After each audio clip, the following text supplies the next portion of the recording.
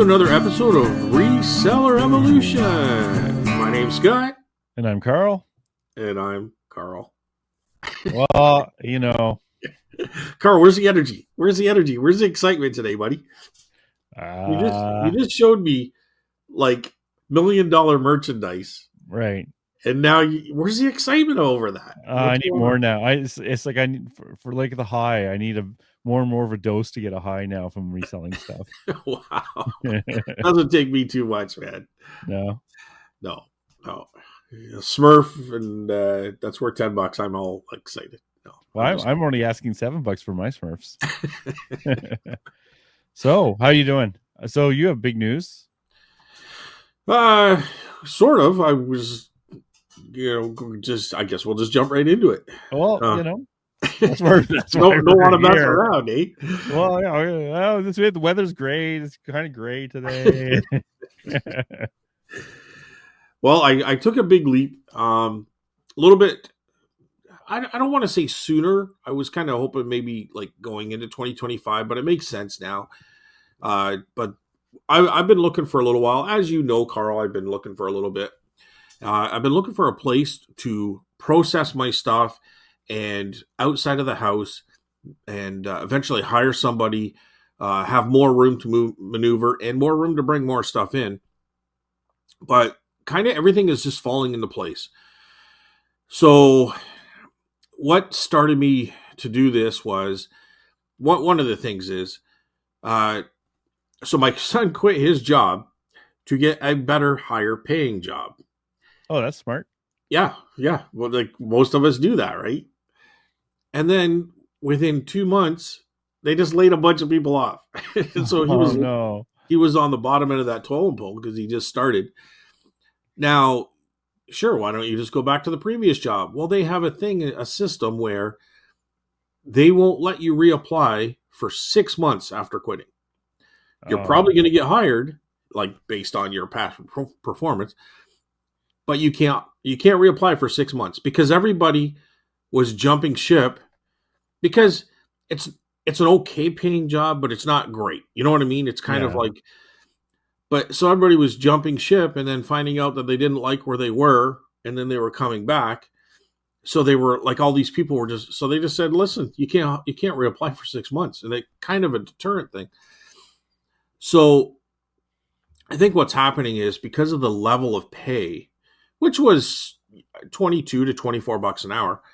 A lot of kids, like younger, first time out in the workforce, were getting there.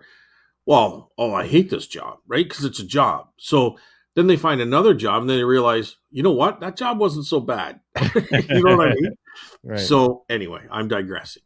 So my son's kind of in limbo. So I said, just come and list for me. I'll pay you. The more you list, the better I'm going to do, right? Because it's stuff that I got laying around the house.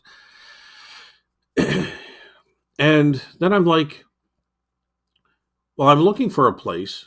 Like we're kind of bumping it around into each other here and stuff. It's hard for both of us to do the same time. There's a lot of stuff here that we're always tripping over, and Steph's tripping over, and it's just, and I'm like, I'm just going to take a look and see what's out there right now and see what's going on. So anyways, this place came up. I've been looking at it for 2 or 3 weeks, and it's still there. It's right on that cusp. Like, like I could afford that, but it's going to, like I really need to make sure the listing is taking place to make sure it pays for itself. There's the honeymoon's over in the, I can't just list when I feel like it. I got to make sure this product starts getting up there. So I went there. So what's this place like? Are you talking about a storage unit, or are you talking about what? Well, let me just finish first. So I contact the guy. Guy calls me back. I go and meet him, and I sort of know the guy. 2 years ago they did our driveway, right? Like all concrete. So anyways, he goes, "Oh, you still doing all the antique stuff?" And I said, "Yeah." I said, I've actually just grown it. It's doing well. We've got 3 booths now. Back then, I think I was at 1. I said, I got 3 booths going now, and I'm doing eBay, and I've just outgrown the house. So I need somewhere else. I need a bigger space and space just for this. So, boom, I don't know, sign the papers here and it's yours. You know what I mean? What's yours? You haven't told us what yours is. Well, the retail, the commercial space. I know that, but you haven't mentioned that. You gotta tell the audience. So what it is it's commercial space. So his company, which does concrete and construction and landscaping and stuff like that, Yeah. they have the back end of the building. Okay. There's 1,400 square feet. Actually, I have the thing right here. I'm pretty sure it's 1,400, not 1,600. 1,400 square feet, and it's the front half of the building. What was there before? It was like a hair salon, tanning salon, that kind of thing. Okay. So there's lots of room. There's 3 rooms plus a big room, very big, large area.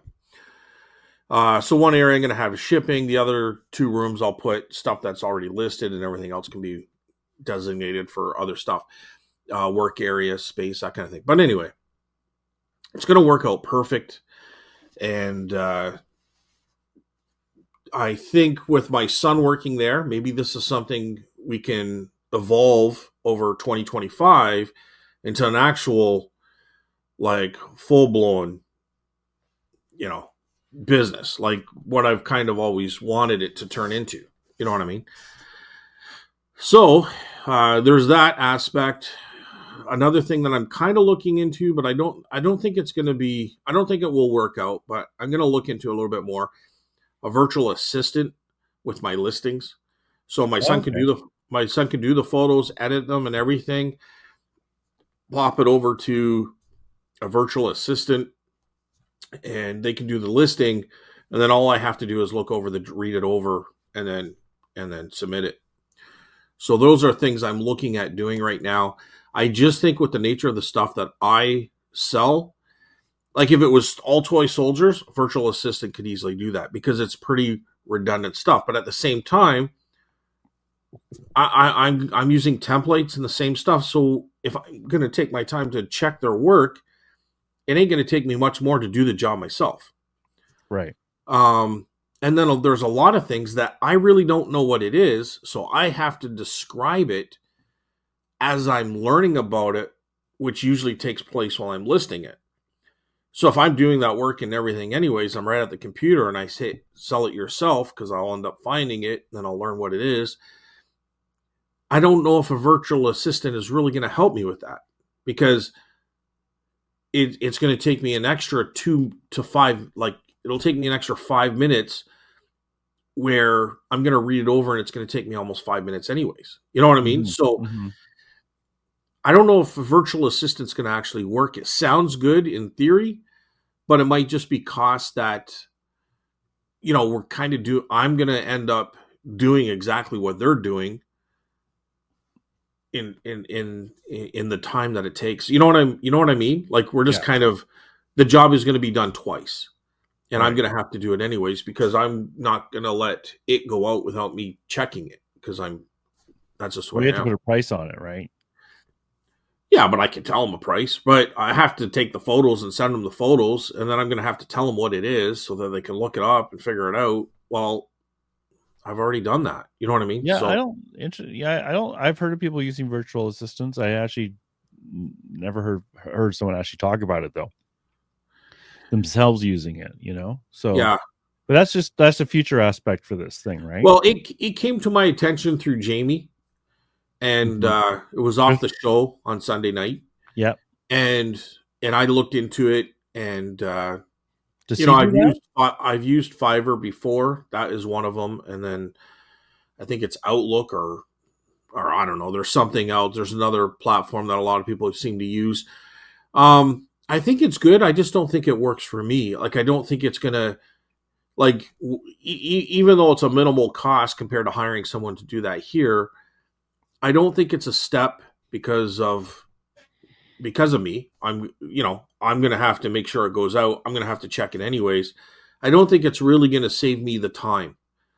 You know what I mean? So anyways, that's where we're going from there. That's what we're doing right now. So eventually my son will end up doing all, he could do the listings anyways. But right now it's baby steps. He's going to have to do the photos and learn how to edit them because it's got to be to my liking. You know what I mean? I just don't want a photo of something. Like, I have to make sure it's to my specs. You know what I mean? I've always said if I want something half-assed, I would do it myself.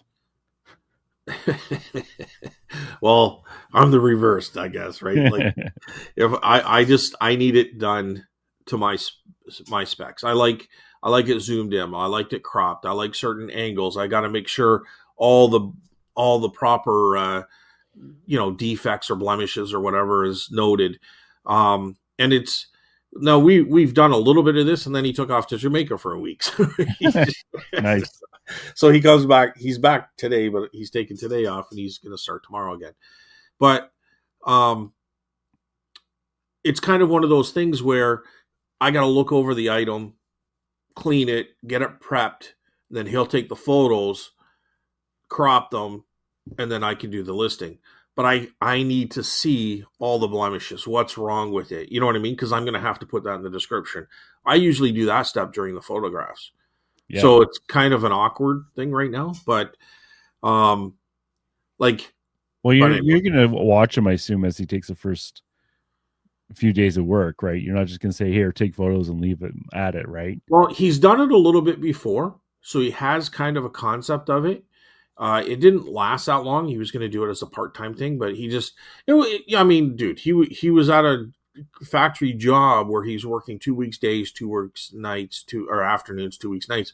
So his rhythm was always off. He was never really, there's never really a schedule he could maintain, and he just kind of lost interest in it. But yeah, he'll get the idea. He has a film background, so he can understand the concept of a clear photo and getting what he needs to in the picture and cropping it, and he has that kind of understanding already. So it's not exactly rocket science here.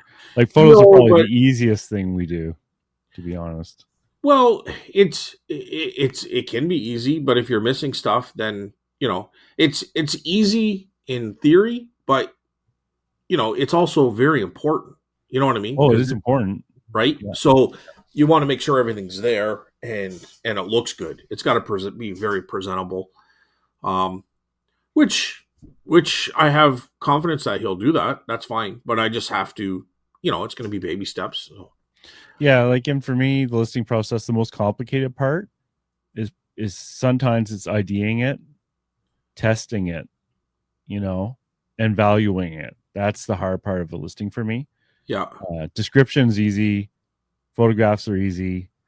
All the rest is easy. But and before he went to Jamaica, I had tons of video game stuff.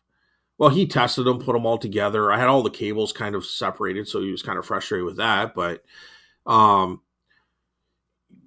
so he's tested a bunch of video game stuff and put it together, and you know what I mean? So he'll be doing other things. Like, I'd like to get him doing, okay, I'm going to kind of ramble on here, but my theory is if he can do every hour, he can do 10 photo and crop and like make the pictures exactly ready to go. You know what I mean?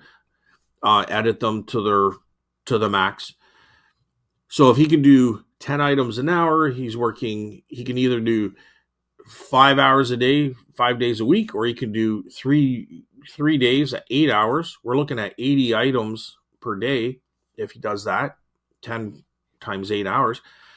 And then the other 2 days or the other 3 hours each day, depending on how he wants to work it, maybe I'll have him cleaning or prepping stuff, or, you know what I mean? There's a lot of other stuff that can be done. Like, it never ends, right?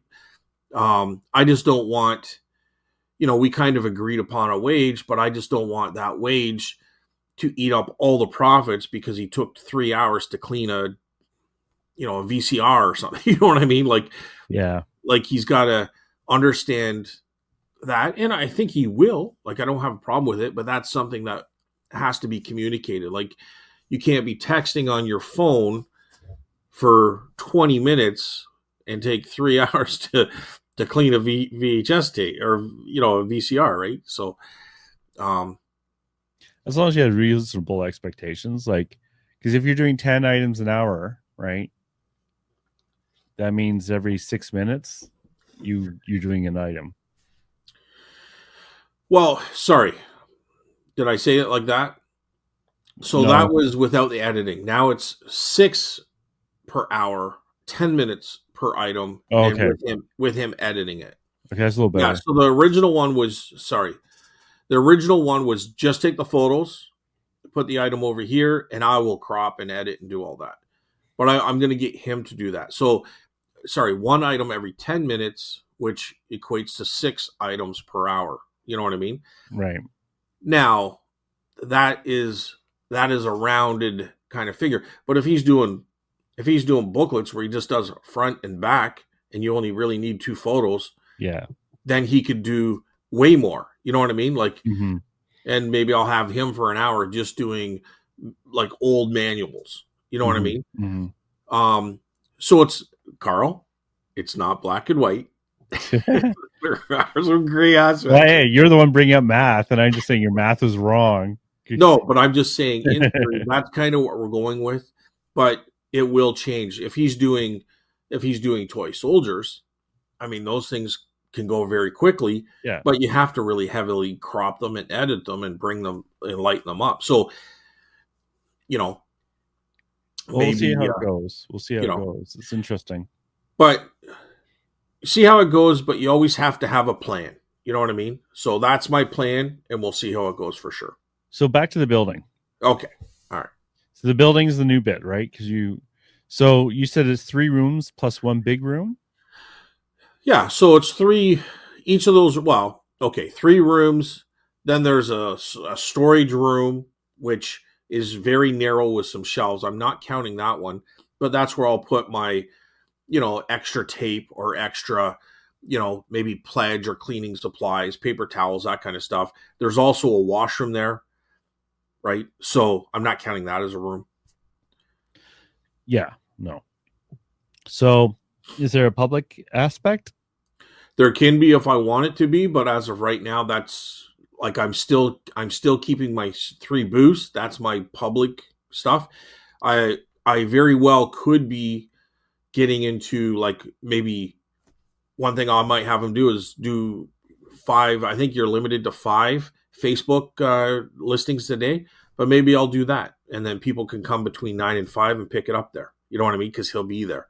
Okay, so you're not becoming Craigslist Hunter of the North. No. Well, I mean, there is potential there, but honestly, it's not located in the most ideal spot for that kind of thing. It's more off the beaten path. It's actually on a dead end street, which I don't mind for security reasons. Like, it's not like right out there. Most people he has heavy equipment, so he's going to have security there, right? Yeah, and I'll put in a camera. There'll be an alarm system. Yeah. Separate from his, but it'll be my own alarm system. What was I going to say? But it's just kind of like a commercial area with like there's a taxi place there. There's a Queensway Tire type setup. Like it's an industrial park. It's a mechanical shop, that kind of thing, right? So like it's not right into like downtown where people are driving by and seeing this antique and collectibles place. It's not like that. So, and are you going to keep all your listed stuff there? I think so. I don't want to be bouncing them back and forth. I think the idea would be best to have everything there and not move it back and forth. Do I have room here? Yeah, maybe I'll keep what's here right now, and then just whatever's listed, start adding it there, and then eventually take everything over there. Right now, what I'm trying to do is just take all the inventory and get it out of the house and set up there so that my son or myself can process it. Your wife must be really happy about that. She seems excited. She doesn't care. Like I've Oh, said this really? My before, wife and would she's be like, giggy. yeah, like I mean, she gets irritated by stuff, but she's actually, honestly, she's very understanding. She just gets like understandably irritated because she's like, why is this stuff on the steps? Do you want me to fall? I'm like, well, because it's going out tomorrow. I have to organize it somewhere. But for the most part, like I've said this before about getting a place, and she's like, why waste that money? But Mm. now that she sees what's there and what it looks like and the size and everything, and she's like, and Brett's doing the work too, right? So she's getting it. She, you know, it was one of those things like, oh, okay. And then when she actually got there to see it, wow, this is going to give you a lot more working space and stuff, right? So Yeah, it's like it'll be interesting to see. Like, are you planning on like just driving over there in the morning and then spending the entire day there working and then come home? Like, well, again, you black and white it, Carl. no, Like I'm asking. I have the option of whatever I want. It's I my know. I'm business. asking you what So your plan is. I think where it would start off with, I'd like to get my son going there 5 days a week, and that can be his work area. All his stuff is going to be uploaded into a draft mode, and I can work from any location as long as I have a computer and edit and draft and check it and all the drafts and stuff, and then shoot it out to the world. So I don't even necessarily have to be there, other than to set up the items that I want him to list and inspect them and know what they are. You know what I mean? Like I just don't want him grabbing something off the shelf to start listing it, because I might want it for the booth. It might not be worthy of eBay. There might be too much damage, or I need to recognize a price, because if it's mint, it's worth $100. It's parts and repair, it's worth $40. You know what I mean? I have to know that. Yeah. So I'm going to I'll set it up. We'll have a system in place for sure. So I'll have to Okay. get those items, and that's not much different than what we did here before. Like everything on this table or everything on this shelf, you can list whatever you want. You know what I mean? Once you're done, just take it and put it over on this table. That's Okay. kind of what we did. That's probably how we're going to start off there. I mean, if it works, if it's not broken, don't fix it, Carl. Yeah, that's just funny to me. Like, it sounds like almost like you have your business in 2 locations now. I just thought you would want it all there. Well, you know why you're what? If renting I it. was a lawyer, I'd have an office open to the public, but that doesn't mean I don't come home and do business and notes at home. Yeah. How far away is it from your house? Less than 10 minutes, Right. 5 to 8 minutes, Right. right? So, Depending on traffic. If I stop for coffee, then there's 2 more minutes. But yeah. Okay. Well, we'll see how it goes. I think it's interesting. What have you moved there already? I know you've been moving stuff there, right? yeah, I moved quite a bit of stuff. I went and bought 3 more shelves yesterday, so I probably got 8 shelves in there now. The 3 I bought yesterday, each of them's probably half full. And my process now is to grab stuff off a shelf, put it in the truck, grab the shelf itself, put it in the back of the truck, drive it over there. And if I do 3 or 4 shelves a day, you know what I mean? Like you could say, well, Scott, why don't you just cram everything in there? Well, that means I have to take the shelf apart to have it fit properly, so I could fit 6 or 10 of them in the back of the truck. Then I get there and I have to put them back together. It's just Yeah, it's a waste of pain in the time. butt. Yeah. Pain in the butt. So I don't need everything over there today. There's enough stuff there to keep him busy for a couple of weeks, right? So all I have to do is just keep doing a couple shelves, 3, 4 shelves a day, and the contents. I don't have to take them apart.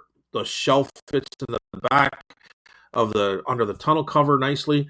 I don't have to strap anything down. I throw the contents in the back seat, front seat, drive it over there, set it up. You know what I Yeah. mean? So, Oh, cool. yeah. So there's no I guess the only thing that is going to be a little bit of an expense that I didn't want to deal with, it's going to cost heat and hydro. He says about $200 a month. Yeah. That's what the other one was paying. Obviously, depending on how much you use, it could go up and down from there. So I'm just going to budget for the $200 a month. I think I'm going to be using a lot less, but who knows? I'm just thinking of a salon. They're probably using a lot more than I would. There's air conditioning. There's heating. The only thing is, for whatever reason, there's spots in this area, and I know we're in one here too, where internet is crappy. One of the issues is one of the things we used over Bell. We canceled Bell because it was just horrible, and we don't have any fiber optics. It's just this part of Simcoe here that residential wise, and so we went with Eastlink, which ended up being pretty good. They can't go over there because they have to dig a whole trench and bring a line into that place. It's just going to be too expensive. So I'm going to go with Starlink. I've heard good things about Starlink, and the guy that owns that I'm leasing this off of, he has Starlink at home. He uses Bell there. He goes, but we just use a minimal. If you're going to be streaming and all that kind of stuff, he goes, they like Starlink, and they almost went with it here as well, but it's a lot more expensive than their $60 a month with Bell. So that's probably going to cost me another $150 to $200 plus the initial value of buying the equipment. So, oh wow, okay, yep. So kind of got it all figured out, Carl. I think technically, if it's just Brett working there and all he's really doing is cleaning and listing, I really don't even need internet. But eventually, once all this stuff is here, I just want all the work pretty much to take place out of there. So I'm going to need internet at that point. But all he's really doing is taking photos. He'll be taking them on an iPad. Yeah. I can just grab the iPad, bring it here, lock it into our internet, throw everything into drafts. And then the next morning when I go grab stuff for him to list, I take the iPad back, set up what he needs to list. You know what I mean? So I really don't need internet there right at this time. I can still use what we use here. Excuse me. And he's just taking photos. You know what I mean? And if he's cleaning something, he doesn't need internet for that. Now, what he might want is, and he'll use his phone, but he'll listen to podcasts or music, but he'll have his phone for that, right? So, but I have radios there. There's actually a radio with speakers in the ceiling, so he can even plug his phone into there and just listen. But, yeah, so I think even the internet issue isn't really an issue to start with. It's something that, 2, 3, 6 months down the road will be an expense. But yeah, there it is. Oh wow, big step. Yeah, it's a big step. Sometimes things just fall in line. You know what I mean? Like, I've been thinking about this. There was a place I almost was going to get in the summertime. I'm glad I didn't, because this is way better. And it's going to cost a little bit extra. But I mean, it's 3 times the space. It's like the booth theory. You know what I mean? Like, right. Like for, another $500, I'm getting 3 times the space. You know what I mean? So, yeah. And this is perfect. Like, I don't have to go, I go up 3 steps. I'm not carrying boxes up steps. The only thing I wish there would be like a bay door, or like a shipping receiving door. If I want to carry furniture in there, if I want to start doing furniture again, I can. Not for a while. I got to get this stuff cleared out and listed. But, if I put furniture on Facebook Marketplace, they could come by and I don't have to do anything. And the door is a little bit wider than the normal house door. So, I mean, most things are going to fit a little bit easier. And I'm only going a couple steps, right? So, yep. So, but other than that, I think it's a perfect setup for me. Like, I'm really happy with it. Like, it just, oh, good. Even the amount of room and space and everything, it's just seems to fit perfectly. Yeah. The only surprising thing to me is I thought for sure you'd be moving everything there out of the house and working from there all day. So that's a little different than what I thought you were going to do, but that's cool. You'll see if it Well, works. And well, that, I mean, like okay, let me ask you this: why would you think that would be the only plan? Like, why couldn't well, it be a little bit of both? I Why? can think. I thought it would be both, but I thought you would want to kind of like have the majority of it there, and Well, because that's you the have such a plan. huge amount of space, right? Like I just presume that's what your plan was to do, was to go there and work all day, right? And then come home. Not saying you would never do anything from home, obviously, right? But just do the Well, majority of your workday from there, from that location. well, so let's backtrack. You'll have to re-listen to this again, but I did say eventually I would have everything there, but there's no Right. pressure for me to put everything there today. Right. Okay. You know what I mean? Yeah. So I'm just going to do a couple of shelves, like probably have a goal of moving 3 shelves a day. Yeah. Dude, there's probably 50 shelves of stuff here. There's Oh, boxes right. Yeah. blocking the shelves.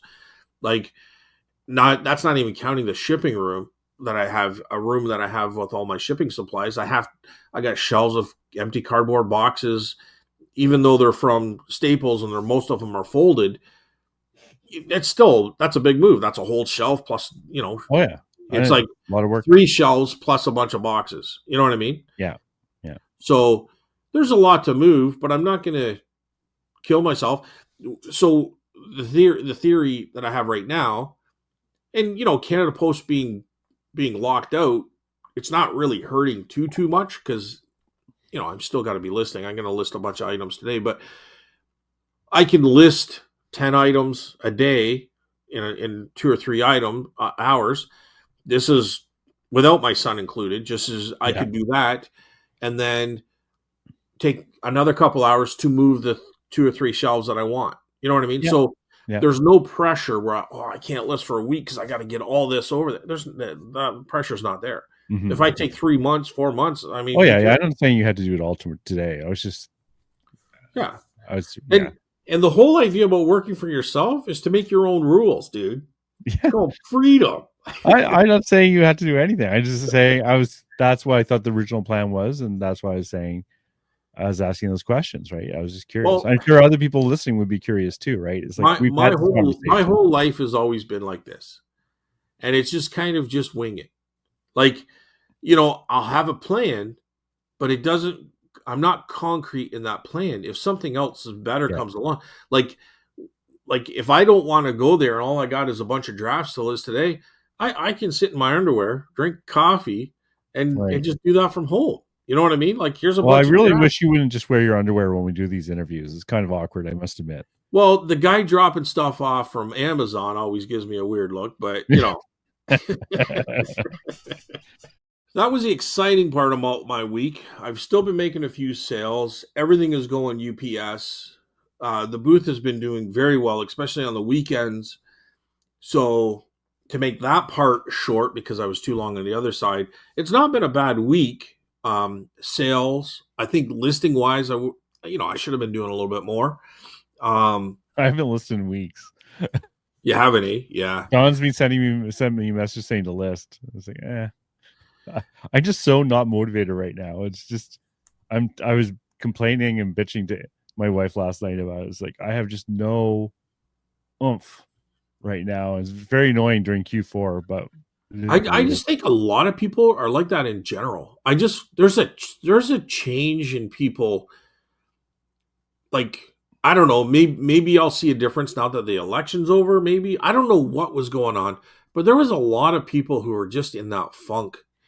yeah, malaise for sure. Like I would say almost August, September, October, and it flew by. Those months flew by, Carl. Yeah, I Like, know. sometimes I find when you do stuff, the time doesn't fly as much or by as much as when you're not doing stuff.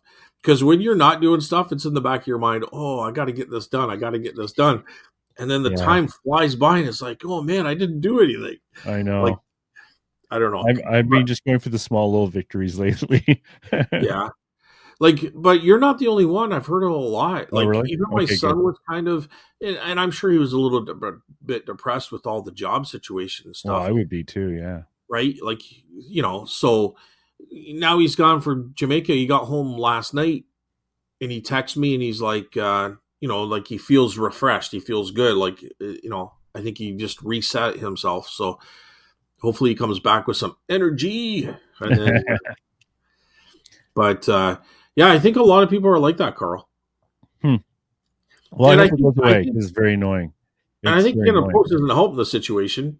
Sorry? Canada Post isn't helping the situation. No, like for me, it hasn't actually really affected me yet because, for one, my sales are crap. But number two, I have chit chats and that deals with like 90% of the stuff. Like to the United States, it's not a problem at all. Yeah. And then for Canada, it's only if there's a rural place that's a problem.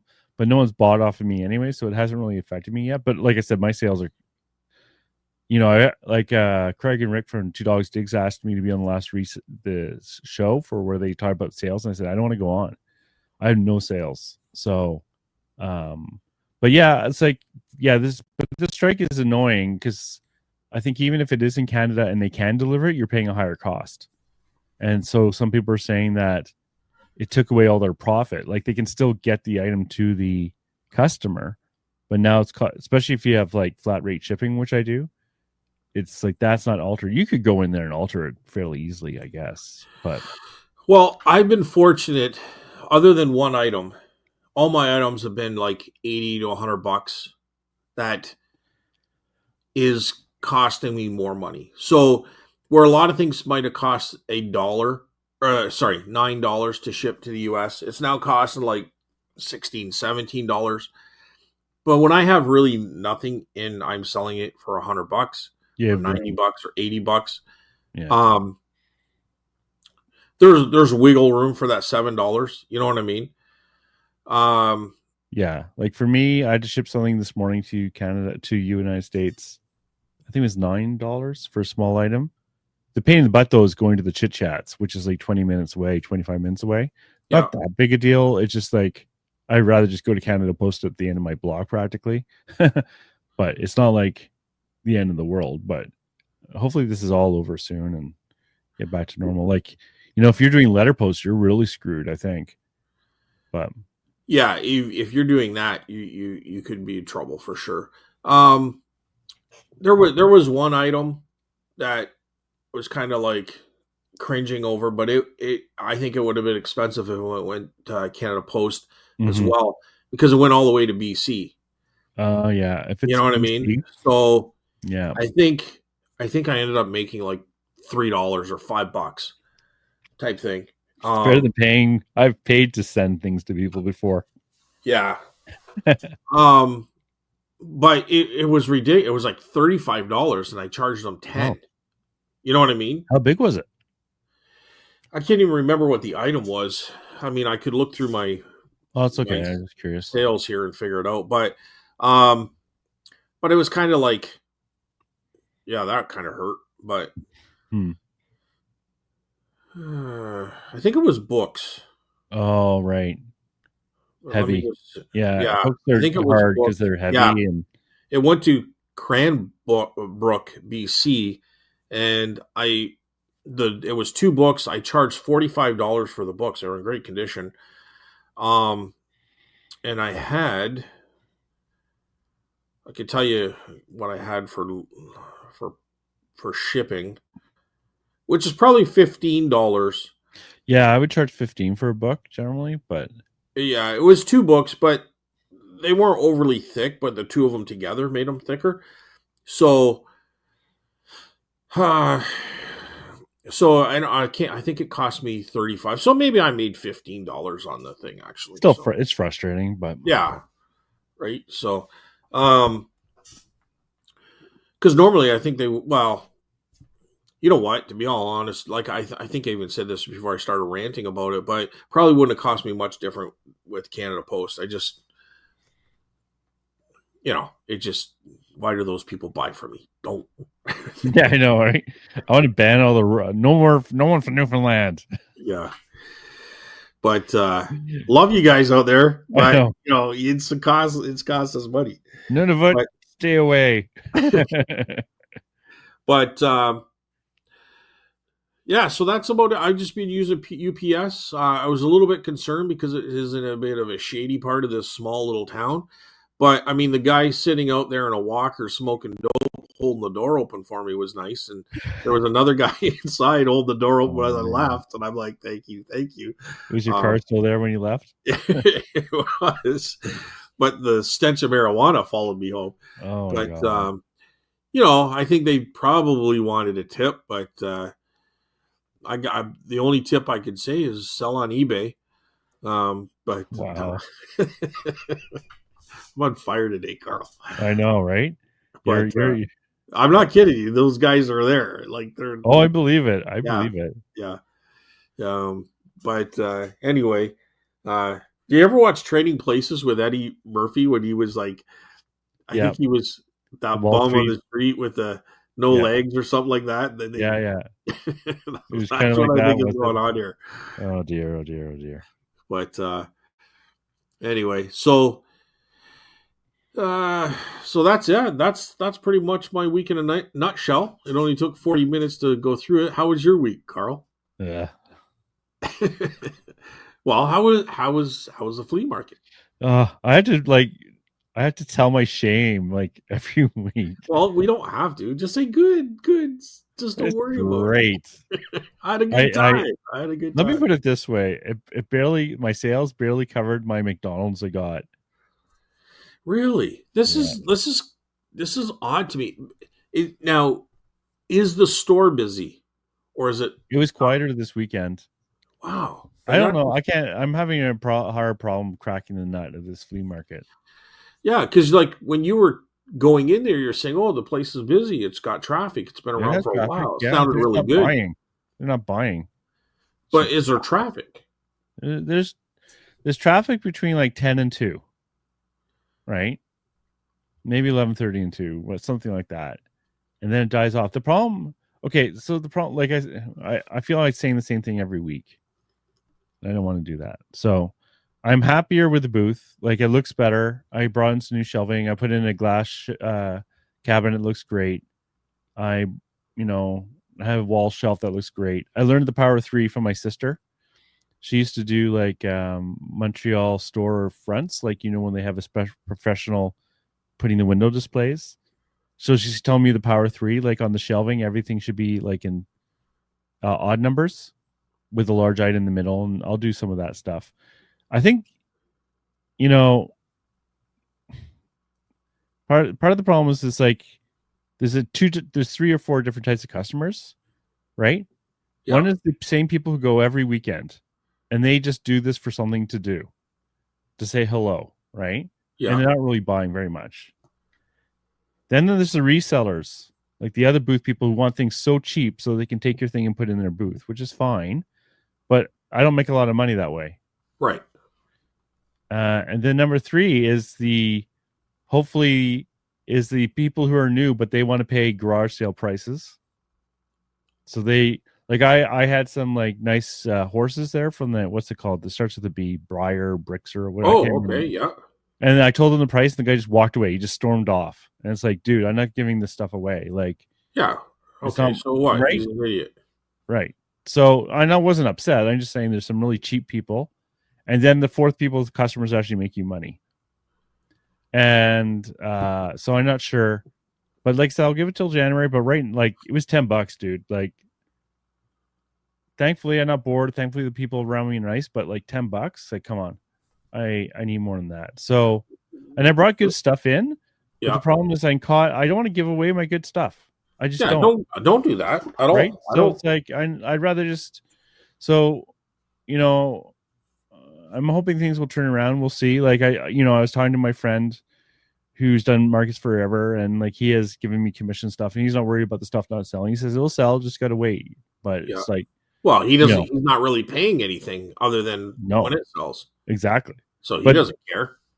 well, yeah, but I like to tell him he sold and stuff, right? Because he spent time, coming over and helping me and stuff like that too. It's Dude, like, it's free storage for him, and if it yeah, sells, yeah. But it's fresh. Like he has records. He gave me a bunch of really good records, and like 1,000 people looked at the records. I've had sold zero records, so I'm not even sure like what it is, but you know, so that's a little bit frustrating. So yeah, that was basically my week. Yeah, I don't know. There's nothing really else to report. Yeah, I just don't know. Like a lot of people were talking economy and all this kind of stuff, but you know what, dude? I mean, I sold that Christmas tree. We were talking about ceramic trees. I had Yeah. 145 on it, and they asked for the 10% off. So, but they paid 130 for it. See, I have two of those in the booth, and one's 75, and I think one's 175, something like that. And no, people come in and complain about the prices. Someone's saying, "Oh, I used to be able to pick up 4 of those for $10." Yeah. I say, okay. Then go do it and bring it to me. I'll give you 15 for it. I know, right? Dumbass. You know, it's people funny. Complain about prices all the time, Carl. Don't worry about that. Those people are whining, complaining. There was somebody with a Tommy Talker. They have it for 125 in the booth. I offered them 75 before they even put it on the shelf, but it goes for $200 on eBay, like consistently. A Tommy Talker, and it's like a ventriloquist doll from the 70s. And people were in there, well, if it's really cheap, I'll buy it as a gag gift. And the husband goes, oh, they want 125. And she's like, oh my God, that's too much for a gag gift. Well, I'm like, it's not a gag gift. It's not a gag gift, you dummy. You know what I mean? Like, how much would you charge if I pulled your string and made you talk? You know what I mean? No. If they're selling you this stuff, then they would want top eBay asking prices, right? Anyways, I don't like getting bitter, but it was, and honestly, I'm overblowing it. Like, I didn't care that guy stormed off.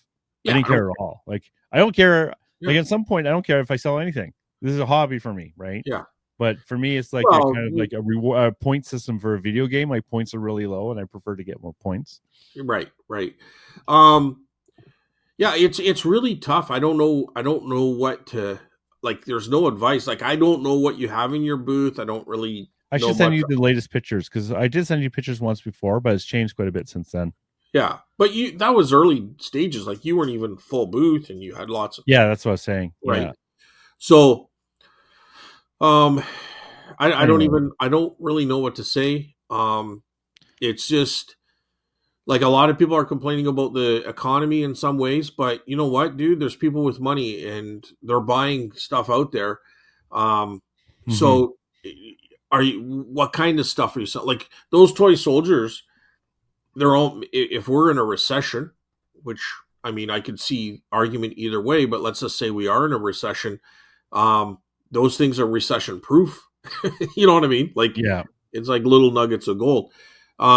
So I don't mind hanging on to them to a little bit, because here's the other thing too, kind of digressing, why I'm not listing those right now. That guy gave me 5-star review, by the way, that bought all that stuff. So, I'm in the clear now. However, when I list them on eBay with the shipping with Canada Post, I'm making a couple dollars on the shipping. If I start listing and selling them now, I'm going to be losing. So I'm going to hold on to those, because I could charge $10 and they're so light. It usually costs me like $7.89 to ship to the US. They've all been going to the US. So why would I lose money on them now when I can just hold off and I'll make money on them once Canada Post gets back to work? So that's why I'm not going to do that. But I have lots of other stuff, so I'm not in that dire strait to list stuff. But once Canada Post gets back, I'm going to start hammering out those figures again. So, okay. And I have so many of those freaking things. Like, the more I walk around, I'm like, oh my God, like, it's just phenomenal. But I'm just rubbing it in now, being an ass. So I'm going to cut that part out, because I don't want to. No. I don't want to act like an ass, but dude, I'm happy for you. I just smile every time I go by them. But no, but I have lots of other tons of other stuff to set up. I'm just digging through the garage, taking stuff out, and I find, like, I'm looking at 3 cameras right now, and one's worth $40, but the other one's $100 and $150, and they're in the box with the manuals and everything. Like, they've been sitting in the garage for I don't know how long. You know what I mean? Shelf behind me, there's 3 cameras, each worth $150 to $200 that I don't have listed. Yeah, like what? Carl. Carl. You're as bad as I am now. Oh, I'm worse. It's like I was showing these jade buckles beforehand, and they were 50 to 100, and they just been sitting in a box somewhere for years. So Oh, I yeah, thought you just got them. no. I've had them Oh, for dude, not for you years, maybe 6 months. Doesn't wow. matter. Either way, Those things would be pretty interesting. these are the listings that get me stuck. Where you can't, it's hard to ID them. It's hard to know, is it worth $20 or is it worth like $2,000? Like it's caught in those areas that gets me stuck. Yeah. But let's keep going. So do you want to do our new segment of the week? Okay, so this is I guess we could say this is inspired by Tina Mac.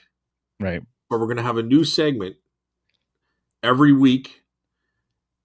And what's it called, Carl?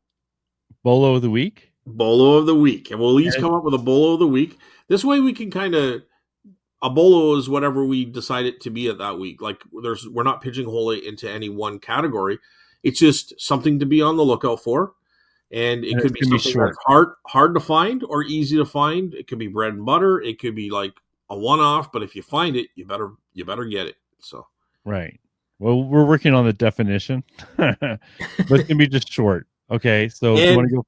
And I just want to say apologies to Tina Mac because I don't know why it kind of did what YouTube did to Randy. It didn't publish the comment. I had to go to that because I was thinking about this, right? Yeah.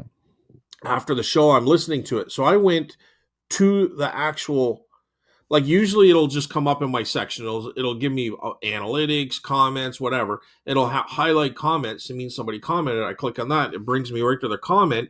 And then I have to decide whether I want to publish it or not. I'm always going to publish them. But it gives me a chance to read it. Well, there was the highlight, but when I click on it, you're all caught up. There's nothing new. And I'm like, okay, that's weird. So then I thought, and this was after the show when I'm doing the editing, I'm like, well, maybe that comment is with that episode, and I have to go to that episode, and there it was. So, oops. So she did leave a comment. So we'll read it this show. So we'll read it this show. So there could be comments from last show too. So there could be like show and a show of comments. So, but anyways, that was that. But it is Bolo. It is Bolo time. Bolo of the week. There, see, look at that. Maybe I'll get AI to create me some sort of, like little jingle. Okay, so do you want to go first or second? Go ahead, Carl. Okay, this can be really short. Okay. This is not going to be like a 3-hour Bolo of the week. So my Bolo of the week is one I haven't found, and inspired by talking to my friend.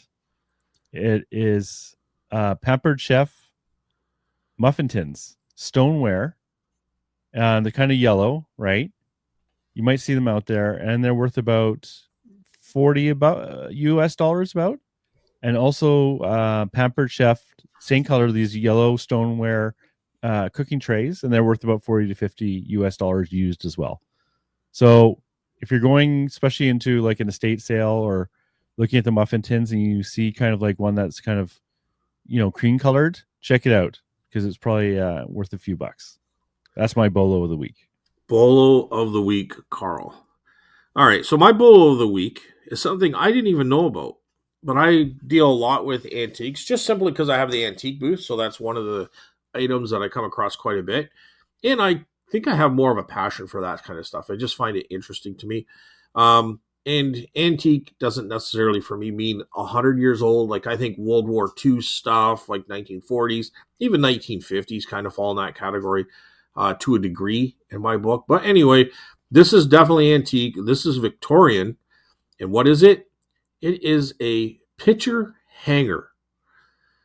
And to describe it, it almost looks like a pull from like a drawer pull from, from a dresser or a desk or something. But it's not. And what it is it's got a long screw, like a wood screw at the back, but at the front, it looks like a pull. It looks like a pull knob. And a lot of them can have like a red or a turquoise. It can have different colors, or some of them can have images. And this one here really reminds me. I don't know if you could call it the like it's definitely not this. It's a flower, but it's in the shape of like I guess it's the Star of David, or you could say the centennial. You know, our centennial symbol. You know what I'm talking about? Yeah. Like it's a triangle, upright triangle overlapped by a facing down triangle.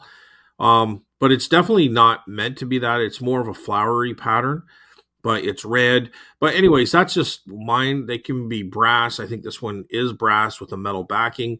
And then it's a glass front with that symbol inside. But they're called Victorian, and you'll have to look this up because this is new to me. Victorian picture hangers. So what I did is I bought a whole bunch of antique vintage drawer pulls. They had a whole bunch of different brass, a whole bunch of things in this box, but it was all older stuff. And a lot of people like that hardware, right? Because if they're going to do a cabinet or something, they'll want to match the drawer pulls, or sometimes they'll have a cabinet and they just want to switch up the drawer pulls to a more older look, or a different look. And I was showing a friend of mine who was very knowledgeable in antiques, and he goes, "Wow, these are interesting." So what are they? He goes, "They're picture hangers. Okay. They're Victorian." He goes, "They would screw these into the wall, and they could hang their picture on them." I mean, size of a quarter in on the front, but the length is obviously the length of a 2-inch screw. But I have to give the winded version of this, Carl, because it's one of those things. If you see it, you know what it is. But if you don't know what it is and you see it, you'll pass it by. So look them up, Google them, or eBay search them. Some of these can get 40, 50, $60 for one. Oh wow. Okay. You're right. So based on condition and what it is, they might even go higher. So the one I have now, probably 40, $45. So sweet. Bolo of the week. Yeah, Bolo of the week. So, anyways, tell me if I long-winded that one. I'll have to listen to that again. See what happens. I would like to get feedback when people think about how the segment should go and what type of items we should do. But well, I think I'd like to have a variety of options for our items. Mm-hmm. Like I'd like to stick to that. Like just make a choice. If you want to hear a bolo in a certain category, sure, but I don't want to just pigeonhole all our bolos to one category. Yeah, and I don't want unique bolos like that you'll never see in the wild, because that's not really the definition of bolo. Be on the lookout.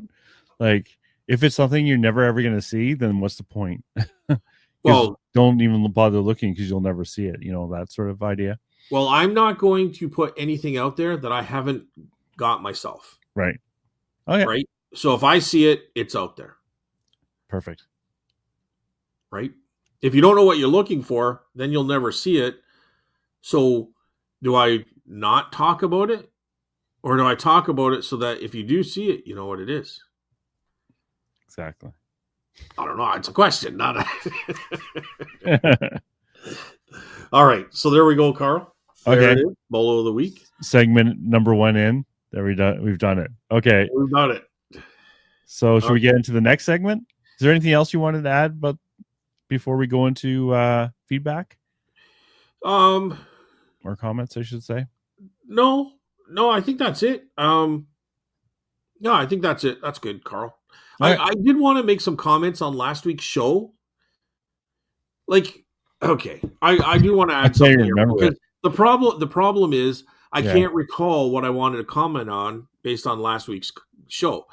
But sometimes I listen to it and I'm like, that's not really what I meant. Or, you know, like I think, for instance, and I'd have to listen to this again to really understand what I'm trying to say here.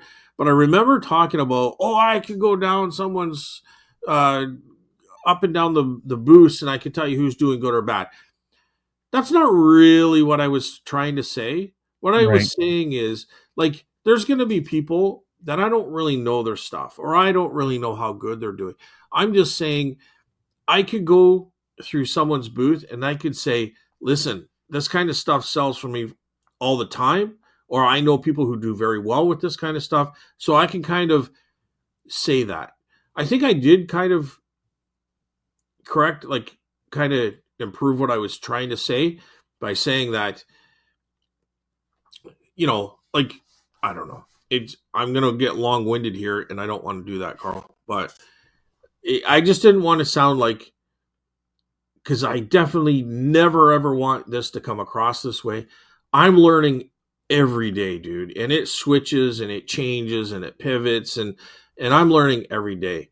So I don't want to say that my way is the highway, or the highway. Like, I'm just saying I know what works for me and I see what works at the store, but sometimes I can change. I don't know. Did I come across a little bit arrogant on that comment? Not to me, because I was kind of interested in what you were saying about that. Okay. Because, for me, it's like I said, it's a hard nut to crack of what actually people want. So if you can go through and you can kind of figure out, because there's a bunch of factors involved in that, then more power to you. And all of this is just our opinion. It's not like 100%. And another thing I want to say is too, I said something about some people just go to socialize and they could have junk in the booth, and then you're sit there and just say, well, I like going there to socialize and I got junk in my booth. Because yeah, but I want money too. That's the difference, right? Like, the difference is you're just starting out and you're trying to figure it out. And I'm banging my head against it. That's right. So I wasn't pigeonholing you at all. I wouldn't have said it. I didn't take it personally that way of you. I just wouldn't have said it. But I said it because I wasn't thinking of you. But after I said, I'm like, holy shit! Did I just? No. Did I throw Carl under the bus? I didn't mean to. No. I want people to tell. What I hate is when people don't tell you stuff, right? And then 6 months later, you're going, "Oh man!" And then the person's like, "Oh, I would have told you that, but I didn't want to hurt your feelings." It's like, wait, well, you ruined 6 months of my life, but thanks a lot, buddy. Like, just tell me, man. Like, and I understand.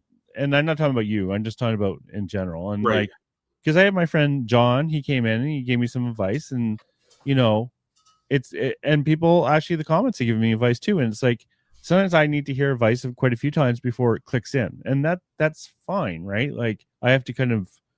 But what I don't want to do is sit there in the booth for 6 months and not sell anything because I had the wrong stuff or I had the wrong prices, or is it something else? I need to, or I displayed it incorrectly or whatever. I don't want to do that. I want to be continually doing small improvements, but I'm frustrated because it feels like I've hit a wall and I don't know what to change next. Right.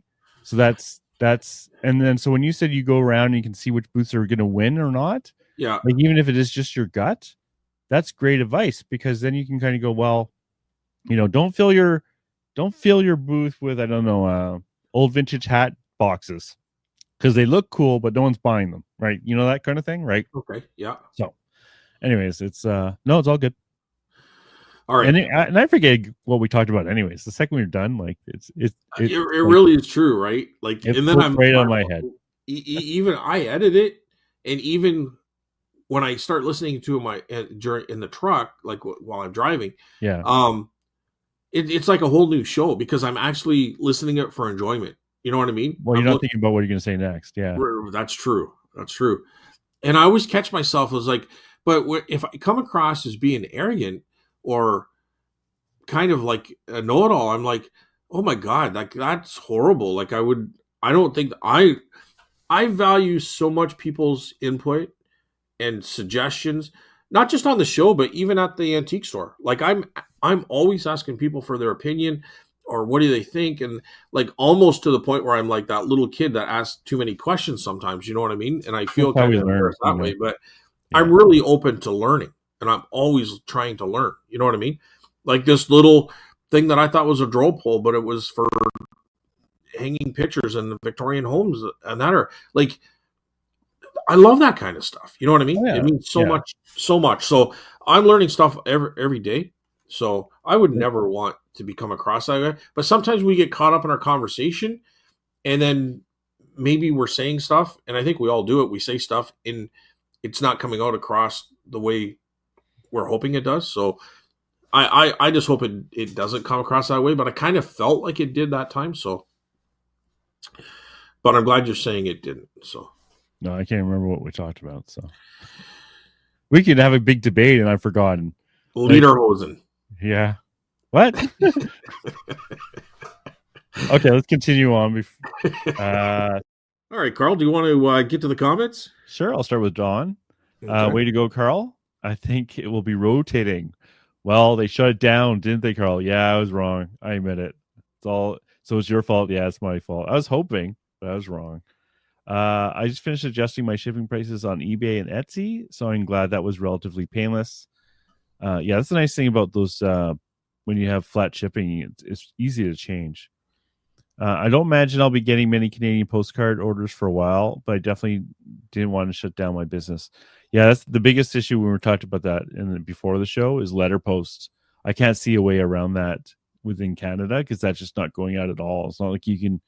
It'd be difficult to make money using UPS for a letter post. So, well, one of the things I'll add here, Carl, is that I know it kind of is doom and gloom, and you might not get any sales for a while, but I think if you were to take product and keep listing and just put it in drafts, so when this is over with, yeah, we can you can just like hammer out a ton of listings all at one time. that's You a know good what I mean? idea. But if Yeah, you're like sitting there saying, they're on strike, I'm on vacation mode, I'm just gonna not do anything. Like I think that's like a double whammy. You know, mm-hmm. you're getting hit hard now, but you could also get hit double hard because you're not adding anything to your store in the future. Like, so you could make up kind of for those sales because Yeah, you're going to have multiple more listings all at one shot. Does that make sense? yeah, or concentrate on the items that have a lot of room for profit, where the shipping is a Yeah. small portion of the Right. overall cost. So, Right. Yeah. Cause I'm kind of doing that now with my toy soldiers. Like, I'm not really putting them up in listings. yeah, I will start putting those into a lot of drafts, but because I can make money when I'm shipping through Canada Post, I can make money on those toy soldiers because I charge $10 and it's cost me between 7 and 8.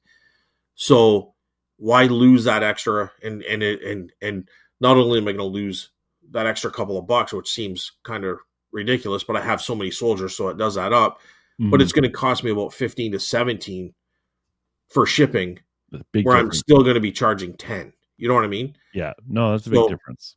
So I'm going to hold off on those, but I'm going to do what you say, what you were Yeah, just saying there. Like work on your other items that maybe are a little bit bigger where, your shipping costs are going to be relatively closer. You know yeah, what I mean? especially with UPS and FedEx. Generally, I found when things get big, they're actually often cheaper than Canada Post was, anyways. But Yeah. Yeah, I agree for sure. So I think it's not a total loss, but those sales that I know it's Q4, but besides that, those sales yeah, that you were really looking forward to, if you keep listing, you're just going to see them further down the road, as opposed to if you stop listing as well and put your store on vacation mode. I think it's a double whammy. You're not building future sales. You're just going to go back into it and get the sales that you normally would have got at that time, as opposed to more. Does that make sense? yeah, yeah. Well, knock on wood, this will be over soon. But I hope so. I'm not holding my breath because when they mentioned it this morning, it sounded like they're still far apart. So Yeah, but that's all. It's all like it's all smoke and mirrors to me, man. Because they're just trying to gain leverage. You know what I mean? Like, oh, we're far apart. Well, and then you'll hear the other side say, "Well, I think we're coming together." You know what I mean? Like, I hope they're so. just trying to win the information war. You know? Okay. Don't I you hope, agree? yeah, no, I agree. Yeah. Okay. Where are we going here, Carl? What's Next sentence. And now I have the Inspector Gadget song in my head. Yes, excellent. Laugh out loud, Carl. I didn't creep your store. I just know you said you have been slacking on your listing lately. So listen stuff, Carl. Yeah, I haven't listed in a while. Scott, you don't need to know ephemera. Ephemera is worthless. You should give it to me to dispose of it responsibly. Oh, Don's got a recycling business. Yeah. Uh, She'll take Pay for all recycling. your stuff. Yeah. I'll keep that in mind.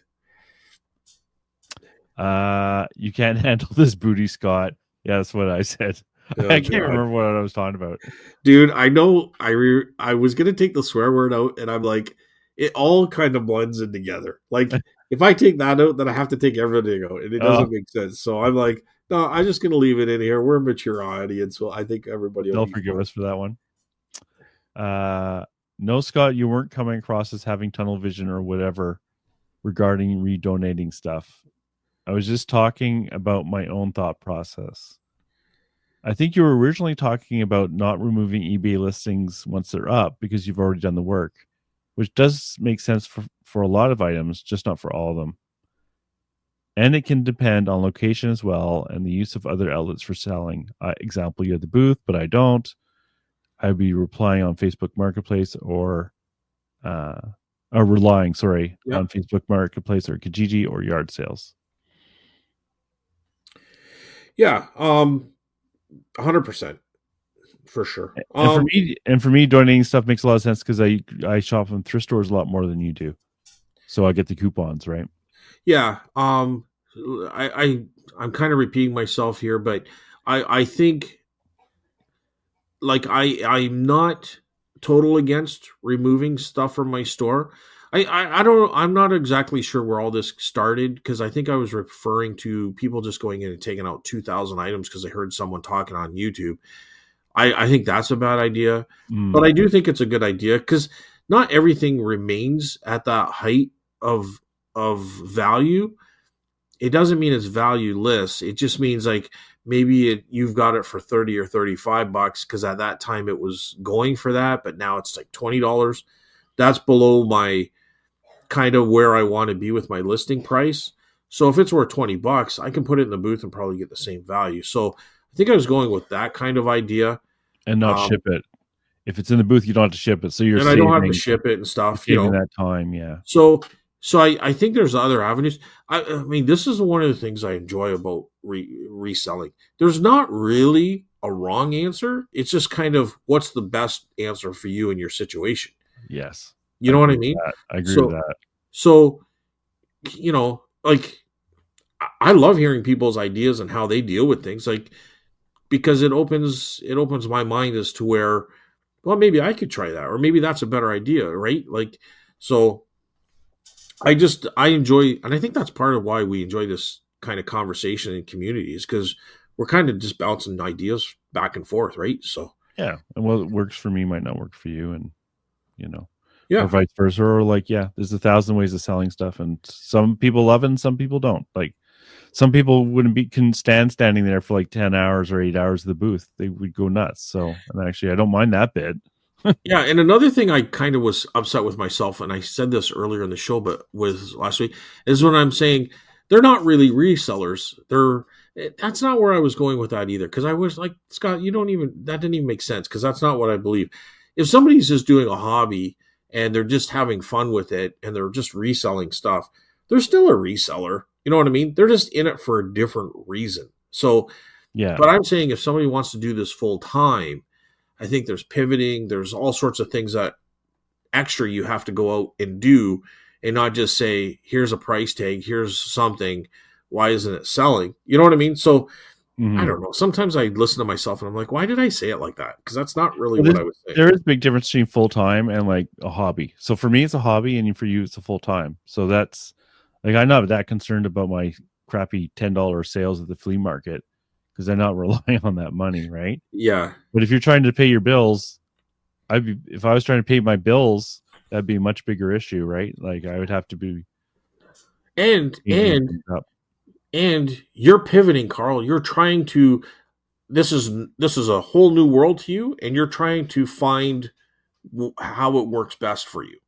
That's different than someone just going there every day and say, "Hey, I sold a hockey card today," or like, and they're probably happy, right? Like it's Oh, like, yeah, there are some like, well, yeah, I think, right. So those yeah, are different maybe. people, and I wasn't trying to be mean saying that I would put those people at the back.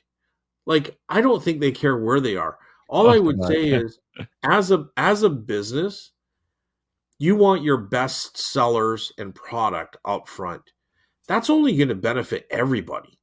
That's, you know what I mean? Mm-hmm. Yeah. It's going to benefit the store, which in return is going to benefit the vendors.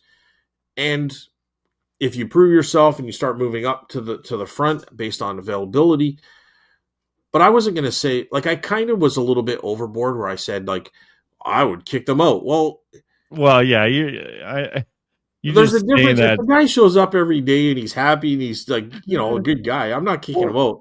But if you got vendors that show up once every 6 weeks, oh god, yeah. Well, like the guy that's what next to me, that's kind of where I'm going. Like, they're not there's putting the bad effort vendors, in. Yeah. but that guy that's selling a hockey card once a week and he's super happy and he's like just there and he doesn't really care. I'm not putting him at the front. You know what I mean? Like, that's not the guys you want at the front either, right? You kind of want the guys that are you want the workhorses at your front because they're representing your store. That's all I kind of was going with it. I get that. Like, actually, even at the flea market where I'm going to, the best ones are not all of them, but a lot of them are actually at the front with the most interesting stuff. Yeah, already, because that's what that's people see first. That's what they see last. Yeah. And honestly, even if I was making $200 there every weekend, that wouldn't be very good either. Because that would, like, my profits, let's be generous and say I made $150 on that. Well, then half of that again is like cost of getting down there and everything. I'd be making, $8 an hour, $10, even if I was selling. Dude, you showed me pictures of your booth. I didn't really see, like, I'm not in there like inspecting everything, but overall, it doesn't look that bad. The only thing, I don't know if we said this live earlier or not, but I would just, like, your shelves are not doing you any favors because there's a lot of space that's kind of everyone talks about the black shelves. Like, everyone I've talked to has talked about that bit, and I appreciate everyone saying that, but I am actually aware of that, and I've been getting rid of those black shelves that have you can't adjust the shelving, so there's a lot of wasted space there. So what I've done is I will stack. You could take, I don't know, you could take a can of beans, but you'll need two of them. See these books here and make your own shelf. Books. Yeah, see all the antique books, the nice thick ones. I'm actually going to bring those in and use those just to at the back, just to bring all the items up, and then it's antique books that I could sell for $1 or $2. Yeah, but I don't care if they sell. So 100%. That's the plan, anyways. Yeah. Okay. So you're gonna utilize that space. You're gonna put. Yeah, I have so many of those books. Like, even at the top here, can't really see, but see all the books up there. Yep. I'll use all those. So I actually do have a plan. Okay. Perfect. Yeah, but I appreciate everyone saying that because it is good. It's correct advice, right? So yeah. But other than that, I don't see an issue. I just think it's just lack of traffic. Right? You need people to come, right? So I think I got a feeling it's going to turn around, right? Like, I know you're giving it to January and stuff like that, but honestly, dude, I don't know. I wouldn't give up on I wouldn't give up on it too quickly. I think it'll turn around. If you're in a location where there's traffic, and you just have to wait for that traffic to come back. Well, yeah, and that's not saying giving up in January. I'm just saying I'm definitely doing January for sure. Okay. I really would like the double booth though. Like, I know I'm hyping on about that. Yeah. I have so much stuff here that's just sitting here now that I could, even if I could just put like flat tables out, like 3 or 4, and just dump stuff on there of my cheap, like $5 board games or whatever, it'd be worth it just to get the stuff out of this room. Yeah. And I'm full at the booth. I am full now. Yeah. So it's frustrating to me because I want to bring more stuff. It's frustrating I said it 1,000 times, but the person next to me never shows up. And there's a great spot right there and I can't use it. Like, that's frustrating, but that's up to the owner and up to that person. It's not my business. Yeah. But I mean, you still, as a vendor, should have a right to say your piece. Well, I did. Okay. There you go. I didn't say kick them out. I'm just saying if they ever leave.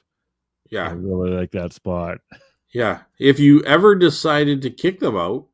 Yeah, I didn't. Yeah. I could be in there immediately. Yeah, literally, I just have to take down a wall, which is easy because that's my wall. And if you wanted me to move their stuff in the back room, I'll do it right now. Tell them to come and get it. They're nice people too, eh? But they need to show up. Yeah, everybody's nice because it kind of, like, when they have everything covered in cloth too, like that, it kind of like creates a dead zone. Yeah, for sure. It could affect your sales, right? So, Yeah, I guess. all right. What are you Okay, doing we'll now? continue on. Carl, don't worry so much about talking about your booth too much. Well, that's good because we just babbled about it again. I think most of us appreciate how honest you are about your experience with selling at a Canadian flea market because we know it's almost completely different from what we hear about American flea markets. That I would say is 100%. What I Like, hear about American flea markets is like, I mean, I guess we're talking about higher end flea markets, but they seem to do very well. I watch Taco Stacks. You ever watch him? Now he's yeah, outdoor. yeah. He seems to do well. He comes with a full van and he pretty much has it empty when at the end of the day. You So, got so guys in Brimfield. I think just in time flipping. He's in Brimfield a lot. yeah, So yeah. he talks about doing well. So there is definitely a difference. So, we do have flea markets like that around here. There's a couple of them. So at where I am during the warmer weather, not still in the cold weather, which is brave, but they do have tables outside, and those guys do well.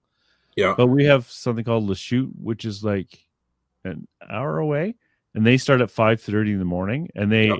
they're making thousands there. I mean, I've heard from multiple separate sources that they do really well there. Yeah. So it is that we do have that sort of thing where it's like set up a table or two, pay your booth spot, clear all your junk, get rid of it as much as you can. So we actually do have that around here as well.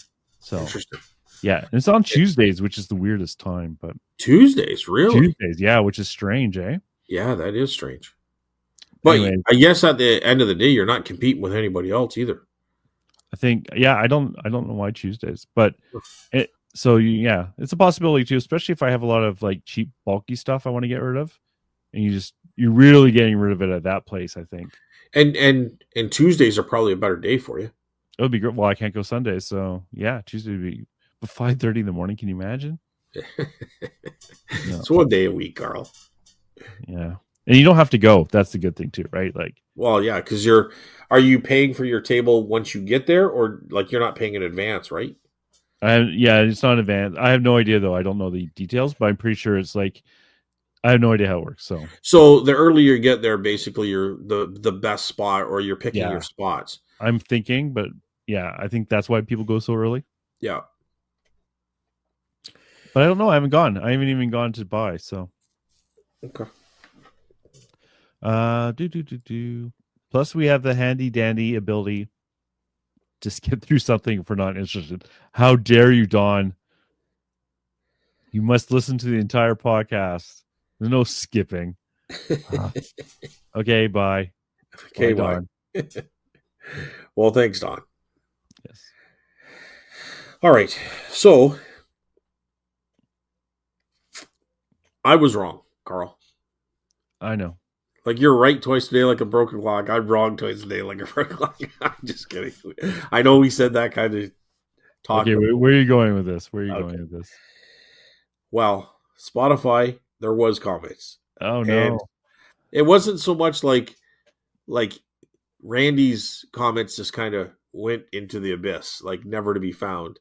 Well, Yeah. these ones, usually what had happened and how it would work before on Spotify is I would see a comment, it says comments, and then there'd be a dot, meaning there's new comments. When I clicked on it, it would show me the new comments, and then I'd have to authorize them to be published. Well, last week I saw a comment, I saw the blue light. When I clicked on it, there was says you're all caught up. There's no new comments. So I'm like, okay, that's weird. So I said there was no comments. Well, this time I saw the same thing, and I'm like, that can't happen. Like, something's got to be wrong here. So I actually clicked on the show, and I saw comments. So then I went and clicked on the previous week's show, and there was comments there. Oh no. So I'm going to read 2 comments from the previous show. Right. Then we'll go doing it wrong, or Randy, who's ever next, and then we'll come back and we'll read these 2 people's most recent comment. So I want to get them all in there. Is that fair? Okay. Yeah, that's fair. So I'll just Tina Mack had replied. Now this is going a couple shows ago, so we'll see what she has to say. The store review was great. So that was doing it wrong, was reviewing it. And much appreciated there. So the store review was great, made me go back and check some of my old listings. Then I pulled a Carl and only did a few Too much work, not fun. uh, keep it up. Enjoying the show. Can't believe you might do a bolo show. Just things we should look for overall. Okay, so now she's answering the question here, and Yes. I apologize so much. I'm like, oh god, she didn't leave a comment, which she did, and I screwed up. So let me just see here. Can't believe you might do a bolo show. Just things we should look for overall that you always pick up. What's your best pick ever besides the 12 soldiers? Things that would never believe are worth something. So not only that, Tina Mac, we've decided to do this as a segment in our shows following. And this is compliments to your idea. This is your idea of doing bolo. So what we're going to do is we're going to have a segment called bolo. And Carl will pick a bolo and I'll pick a bolo. And each week we'll have a different bolo, something different. It could be something that we picked up and where we just found out this time around, or it's something that we found in the past. So kudos to you for bringing that to our attention. I think that'll be fun. What do you think, Carl? Yep. I think, as long as it's short, like we're not going to go and do a whole show about it, but I think we can so we'll do a bolo a week. We have enough interesting things, hopefully, to have a bolo a week. And oh God, yeah. Adam Wakefield, he also had a comment that show. Thanks for reading my comment last show. Spotify is short because it was a character limit. Spotify is short because it has a character limit. Oh God, what are we talking about? This is a couple of weeks ago now, Carl. Do you remember what that comment was for? No, but he's saying he's limited in what he can write, right? Oh, okay. That makes sense then. I live near Seattle now, but grew up in the northern Maine. Wow, those are two like coast to coast differences, isn't it? Mm-hmm. I grew up in northern Maine, and listening to you guys reminds me of being back there, close to Grand Falls and Frederick, New Brunswick. Also, hang on, I live near Seattle. So does that mean he's Vancouver? He's Canadian in Vancouver? Because the other one was Maine, but northern Maine, but he's saying New Brunswick, Fredericton, New Brunswick. Close. Well, maybe he moved to the United States. So. Yeah, so he's in the States and close to the Grand Falls. So he's given us proximity based on Canada. So my apologies, Adam. I just had to get my brain in gear here. I like this show because it talked more about eBay and less about your stores. Whoops. I know the stores are probably your babies, but most of us listeners do not have store, I assume. Not trying to complain, just my opinion. Any plans to have guests on the show? So, yeah, I think, Carl, you've mentioned that a lot of times. We should get back to more about the eBay stuff because eBay is really the baby. It's just Carl's just new at getting the flea market thing, so we're kind of going there. Yeah, just showing me learning and like asking questions, and if anyone ever decides to booth, and maybe my experiences, and maybe. But eBay is where we make our money. There's. I mean, outside of yourself, and then you start hiring people. I mean, there's really no limit to eBay. And there's no cost up front. It's basically your cost of your item, but you pay your commissions on the sell. Where the booth is limited because there's a lot of work, a lot of lifting, a lot of moving around, but you're also paying up front. So it makes it a little bit difficult, right? You're paying up front in form of rent and then commission. So that makes it tougher. So I would say eBay is, I think we've had this discussion before. It's good to have multiple outlets, but if you had to choose one, to do full time, it'd have to be eBay. It had to be eBay, yeah. Yeah. I couldn't live just doing the booth, but I think you could do full time just doing eBay. Yeah, no, I don't think I need the booth. I think, you would switch what you're buying and selling, right? Yeah. But, honestly, I know people say fee-bay, but like to me, the fees for what I'm doing in the market is just as much, really, because it's like it's time. It's like time. It's the shelving units. It's the dealing with a lot of negotiation, and it's not. And I get a lot less for the same items in the booth, right? So fee-bay, there might be more fees on eBay, but I get higher prices on eBay. So So for me, the booth is essential to what I do because I pick a lot of stuff. And when I grab a lot of stuff at one time, like an estate sale or at auctions, a lot of the stuff isn't eBay worthy. And I can Mm-hmm. keep my eBay items $30 and more. And I can put the rest of the stuff, which is still valuable and collectible, in my booth. That doesn't say everything that's in that category under 30 goes to my booth. There's a lot of different stuff. But basically, I don't have to waste kind of, shipping pictures, all that kind of stuff on that kind of level of product in eBay because I can just put it on my shelf. But for me, my booth is something that if you get lucky overnight and you get the right place, but it's taken me a few times over the last 10 years to get to where I am and getting a store in a location that is suitable and worthy. You know what I mean? Like worthy of that Yeah, I time. keep forgetting that too. You've been doing this for a long time, and I And want I've to do hit it right different away. locations, right? And so Yeah, this one is the sweet spot. Like this is the good one. yeah, And I've also been able to benefit through it because I've get sourcing contacts and yeah, I've learned so much from old timers that have been doing this for years and it's learning antiques. So there's a lot more benefits than just the financial. and they're also professionally run. The fact that And you they're can check your professionally sales run. online is like mind blowing. I think to some antique malls, but Yeah. So there's a lot of benefits, but it's you got to kind of be willing to search for that right one. So, like if one's wrong for you, quickly realize you need to find another one that's right for you. You know what I mean? And yeah, that doesn't mean pull out of the other one and then go look. Like leave it there, keep learning, but go find another one that's going to be better suited for what you want from it. If you want more money, you have to be willing to go look for that location, get on a waiting list, and then yeah, when you're up next, you can move all your stuff there. You know what I'm saying? That kind of thing. So, without yeah. getting too much into it, but that's just kind of the basics. And it's something new for me to talk about is the booth. But when I first met you, you didn't sell on eBay at all. You were just Nope. doing Etsy. You just started doing Etsy. I was doing antique booth probably 3, maybe even 4 years before I started Etsy. Oh, yeah, at least. Yeah. Right. And then I did Yeah. Etsy for a couple years before I did eBay. Yeah, we were trying to convince you for a while to get on eBay.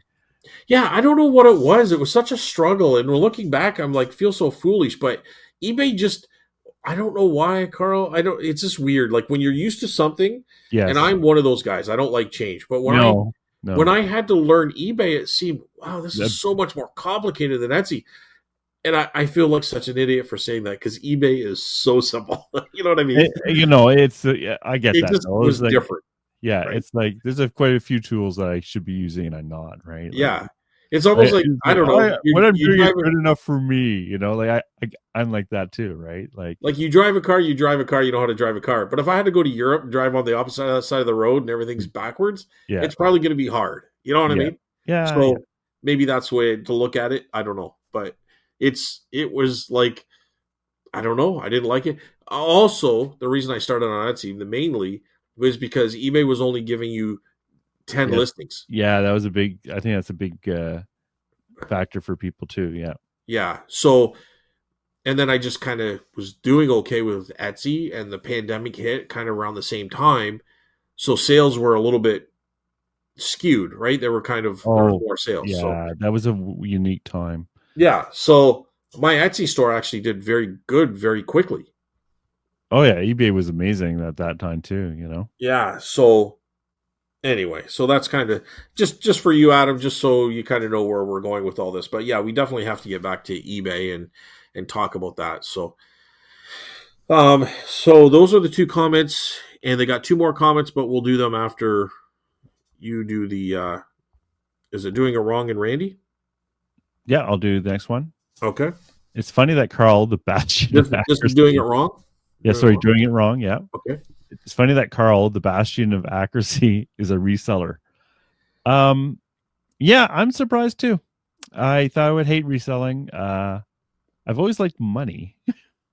I always like finance, but Carl, it's in your blood, dude. It's like yeah, Indiana. It's Indiana Jones. You get the I, high, I like the right? antique stuff, and I like metal detecting, and I think I wouldn't have liked like sales because I worked for my parents' store and I hated it. But it's different when you own the stuff. Yeah. And eBay was nice because I didn't have to deal with people.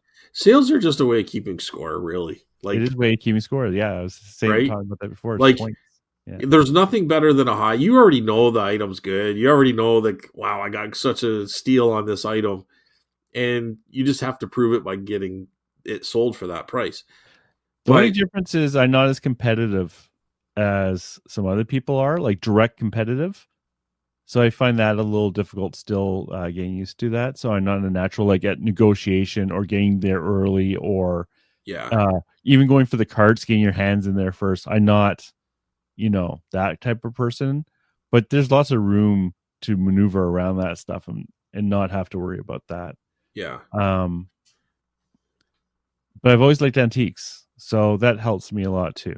So estate sales, auctions, all the sourcing and selling methods are the grayest gray area. It's 50 shades of gray. You're always wheeling and dealing. Yeah, and to me, like I said, it is gray, and I do like my rule sets because I'm a programmer, right? So I basically did that for such a long time. I'm getting better at the negotiation. I'm getting better at the learning that stuff. Like the other day, I had one of those awkward silences thing when they said, "Oh, how much will you take?" And I said, "Well, how much are you offering?" And we both were silent for like a good 20 seconds. It's like, I know what you're doing. You're doing the he'll say something eventually out of awkward. It's like, I don't get awkward, so we can stand here forever. And then eventually they came out with a price. It was kind of funny. yeah. Uh, So I'm going to repeat what I've said in the past because I mean we got a few new listeners, but I yeah, don't mind. And you probably remember me saying this, but I don't mind throwing out the number first. It depends on the situation, yeah, yeah, but I don't have a problem with it. If I think the guy's going to come too low on me, or I think like on if he's going to buy from me, he's going to come too low.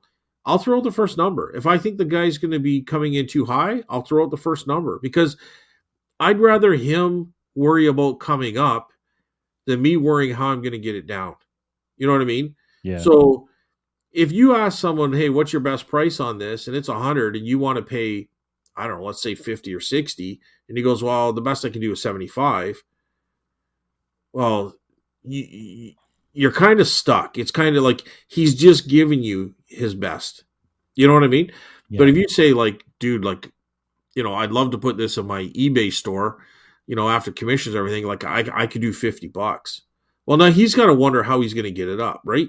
From there. So you're willing to go 60 or 65, but you've already set the bar. Now he's got to do, now you've just, it's like playing poker. We haven't used this analogy for a while, but Mm. you know how, And you it's can funny with check, poker, I play just the cards. I never played the person. like, because you can check. Yeah. Now you're just handing control over to the other guy because now he can say, "Okay, I'm going to bet here," unless you're trapping him. You know what I'm saying? This But is if you put interesting a because both of us have different poker styles. yes, for sure. But if you put the bet out first, now he's got to guess a little bit more, right? So it's You're either putting pressure on someone. Yeah. you're putting pressure on someone, right? So he's like, "Okay, this bet, I feel like you've checked." Now the guy goes, "Well, now I'm going to put the pressure on him, but I'm willing I'm willing to lose this if I'm wrong." You know what I mean? Or you can And check you back. know what's funny is I always just played the odds on poker, and I Yeah, still made money. I yeah, you just can make money either way. It's just you just do what you're I feeling didn't do with. any of that stuff. Yeah. But odds are still part of it because that's going to Yeah. justify the means. It's going to okay. Listen, if my odds are really low here, I'm just going to fold. I don't even care. I'm going to go into the next hand. But if my odds are kind of high, and I think this guy might be bluffing me. You know what I'm saying? I don't want to Mhm. get too technical into the card game of it, but I'm just saying sometimes you put the pressure back on them by bringing the number out first. So don't be afraid of that. You are like, if you're like, man, I want him to say it first because he might say 30. Well, I don't think he's coming down to 30. You know what I mean? Or if it's something that it's how is he displaying it? Because if he's displaying it like it's $100, even though he doesn't have a price on it, chances are he's not going to say 30. You know what I mean? So you already know where you're willing to go with it. Maybe you throw out the number 30 if he doesn't have a price on it. You know what I mean? You're See, in here's the control. difference. I'm worried about You're in insulting control. someone. Throw out that number. I'm worried about insulting someone. Who cares? I know. I care. Dude, okay. Are you kidding me? That's worth $100 on eBay. Really? That's surprising. I have never checked it out. I just think it's neat. You got a really cool. I said you've left it in completely great condition here, buddy. I really enjoy that. You know, I can't pay that because I got to do commissions and stuff. The most I can do is maybe 45. I can bump it up to 45. But if not, you know what? Here's my number. Give me a call. You know, my offer stands. But if that's what it's worth, it's a great condition. Go try to sell it. If you can't sell it, give me a call. But this is all I can pay because eBay's going to take their part. So now you've just complimented on them. You're acting like you had no idea, but you're like, oh, I can see that. I can totally see that. It's a really cool item and it's in great condition. Now you've just pulled him back into, you know what? This guy's not that bad. He's actually complimenting my stuff. He might even just say, you know what? Okay, I can do that. You know, I understand. You know what I mean? You don't know. But I'm not going to say, you're out of your mind. This is a piece of shit. You know what I mean? It's not worth more than 30 I think the things we have in common is we're quite quick at creating rapport with the other person. I'm pretty good at that too. It's just I don't have as much experience in all those techniques that you're talking about. Because when I buy, traditionally it was always from auctions and thrift stores where I don't have to worry about that aspect, right? But you're talking from experience from selling, but also from garage sales, which remember, I don't like. Probably because I'm not as experienced as you are in doing that stuff. But you know, but doing the flea market has taught me a lot already on negotiation and just dealing with people and dealing with it, right? Just from experience. But it'll take some time. Just because he gets insulted and mad doesn't mean that you can't pull it back in and don't run away. Like, don't run away. Oh, I just insulted you. I got to get out of here. Dude, like, do you do this? Like, have a conversation with them. They love their product. He seems to have an idea.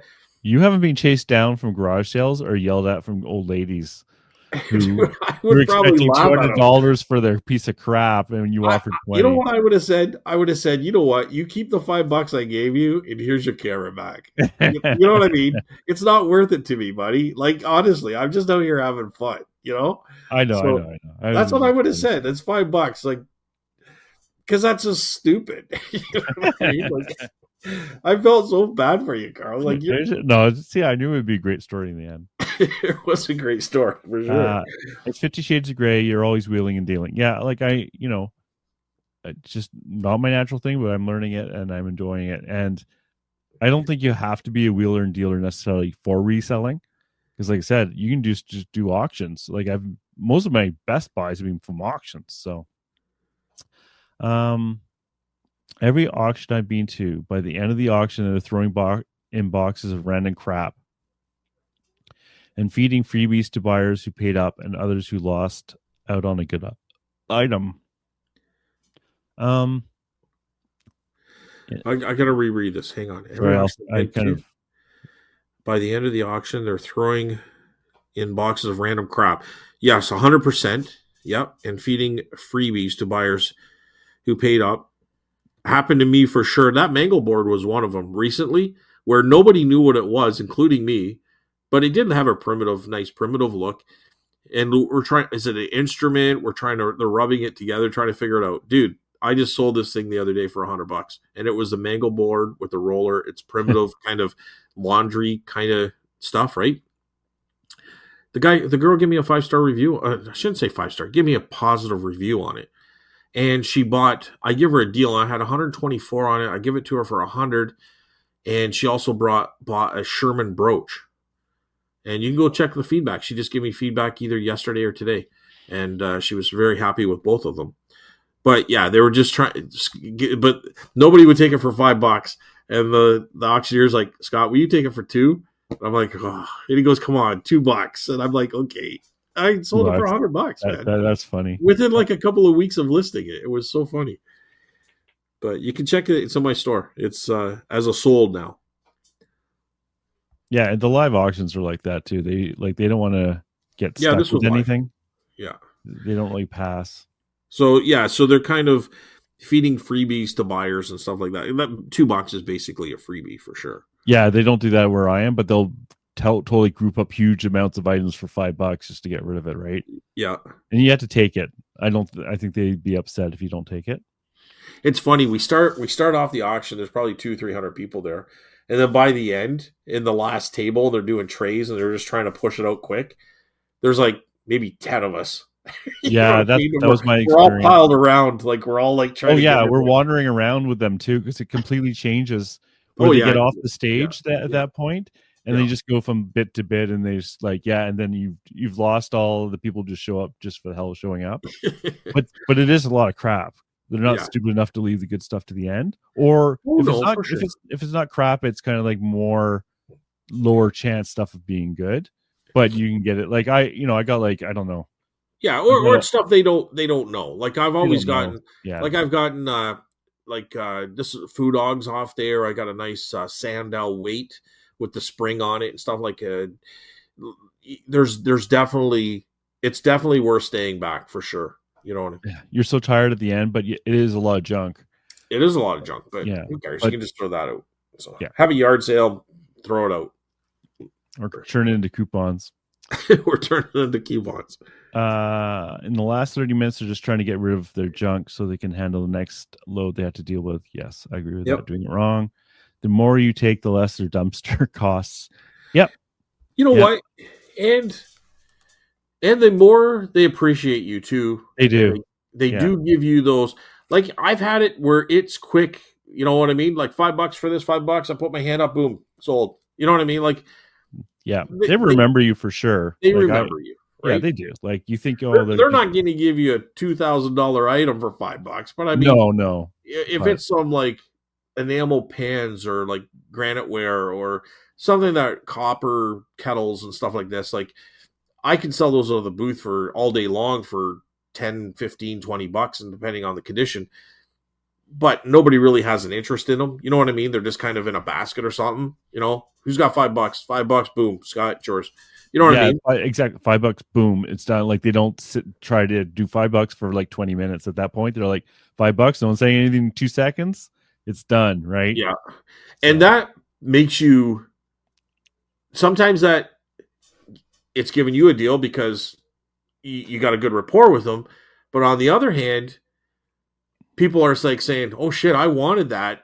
I better hurry. Like maybe I shouldn't let it go to $5 sometimes. Maybe you better get it at 10." You gotta go quick because they want to go home. Everyone wants to go home. Yeah. So as soon as he says $5, I better get my hand in the air because he's just gonna, so it goes to their advantage too. Right? That's really, really right at the end. I found like in the last 20 minutes, but that doesn't mean I stay to the end though. Like I know you do, but I've only stayed to the end that 1 or 2 times. And I stayed to the end. Dude. It's a long night. It usually it's because I have piles all over the place and I don't know really what I got, so I just kind of stay to the end, and when everybody's gone, I can gather my shit. I had comical piles around me last time, but it's just and it fit all my Tesla. Wow. I had to use every little secret compartment. Yeah, it's amazing how much you can pack in there. Yep, that's it for doing it wrong. So, do you want to go back to the Spotify and? Okay, so we got a couple comments here from the last week's show. And again, it's Tina and Adam. This is on Spotify. I left a comment last week. Of course I did. Maybe you didn't see it. Mm-hmm. No, I did not see it. But we read it. We got caught up. So thanks, Tina. I'm on the group for the flea market. So... Is that Facebook or something? Or yeah, probably. Okay. Yeah. I think you were both right. Well, that's a first. Can we be more specific about both right?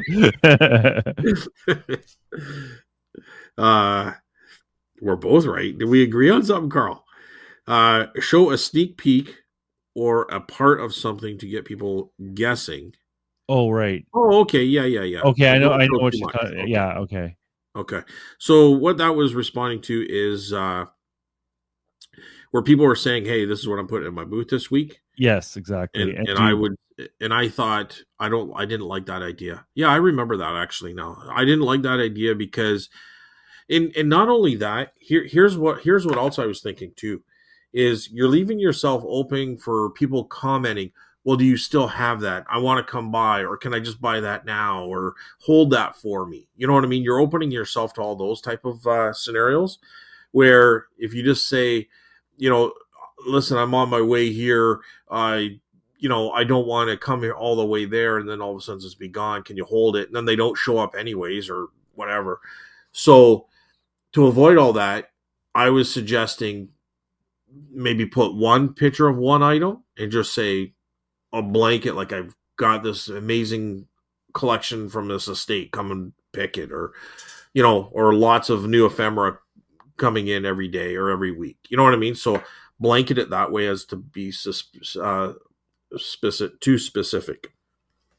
So that's what she's commenting there. Any comments to that, Carl?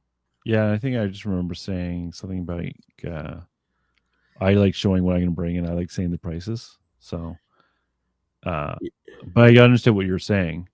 Yeah, I'm just saying what they're trying to do with it, with that. The whole purpose of posting there in the first place is to get more people to go to the market and showing the cool stuff we're doing, and hopefully more people will do that. But I understand your mystery point too, right? yeah. The So mystery is what keeps people coming with not knowing, and they're going to buy on impulse. But I really do. I think especially if you're putting it on Facebook, you're going to get bombarded with requests. I did get someone saying, "Oh, they were interested in something," but it's not like I kept it on hold or anything. Yeah, And they didn't buy it, or they didn't like the prices when I told them the prices. yeah. So who knows? Well, Yeah, like the whole point of it, of those posts, is to post stuff that you're bringing in. yeah. Um, Now there's a bit more to that, maybe, where, anyways, it doesn't matter. So yeah, I get that. I get that. Okay, and Adam Wakefield here, talking about old TV shows at the beginning of this episode. The Canadian shows I remember. Wow, Littlest Hobo, dude. Yeah, I remember that. Yeah, Remember that that Littlest dog. Hobo? Holy cripes, that's going back forever. And how about the original Picker show before anybody knew what a picker was? Oh, Beachcombers. Beachcombers. Wow, That's an old one too. Yeah, I remember watching that Sunday night. wow, Beachcombers. Jesse and Relic.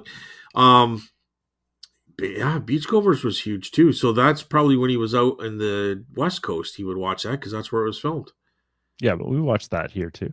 Yeah, but it was probably very, very popular out there, right? Yeah, Just what a because it was weird filmed. concept for a show.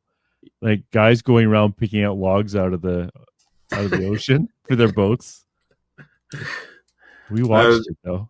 yeah, yeah, for sure. It's And about then, small town. It's kind of like, Corner Gas. It was like the whole idea was like these little small towns, and yeah, just the all common the, folk. The yeah, common the common folk. folk. But Littlest Hobo, dude, that was huge. Like, I Yeah. used to watch that all the time. The German Shepherd. Um, Gosh, what was SCTV? That was a Yeah. nice that was Canadian. Yeah. There were some cool Canadian ones. There was a lot of weird I stuff. mean, let's face it. The Americans have all the budget and the great shows, but I can't Canada every now and then pulls out some really great stuff too. I watched a lot of PBS too, which was out of Rochester. Okay, So there was things like that. And yeah, I it's funny because I was trying to remember all my childhood TV shows, and it took me years and years and years, but I finally figured out which last one was. I can't even remember now, but it was some weird American obscure thing, and it bugged me for years because I was trying to remember. I remember this weird show where like they would do these plays and stuff like that, and like it bugged me because I was trying to find out what the name of that was. And I just found that out a year ago, and it felt so good. It was like a one-off or something, which is why you know, I couldn't honestly, find it. I think the one we watched religiously, and my mom still watches it to this day. Little House on the Prairie. I never saw that. You I what? never Are you watched that. kidding me, No, Carl? Dude, no, never watched it. Little House on the Prairie. No, never watched it. That was like a staple in our household. Like we Oh, watched that every Monday night. We would watch the new episode. Little to House me, on it the was like Prairie. that stuff was like tier C of TV show. It's like Bonanza.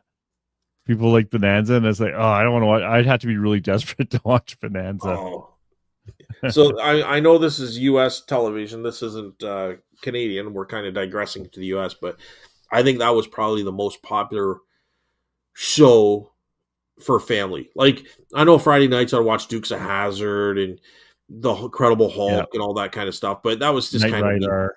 That was me, right? Like Yeah, the parents didn't sit down and watch all that. it's so bad those shows. Watching Knight Rider now, it's like, oh my Yeah, Knight god, Rider was huge. Yeah. we had bad taste. Oh, dude, I love it. I loved it.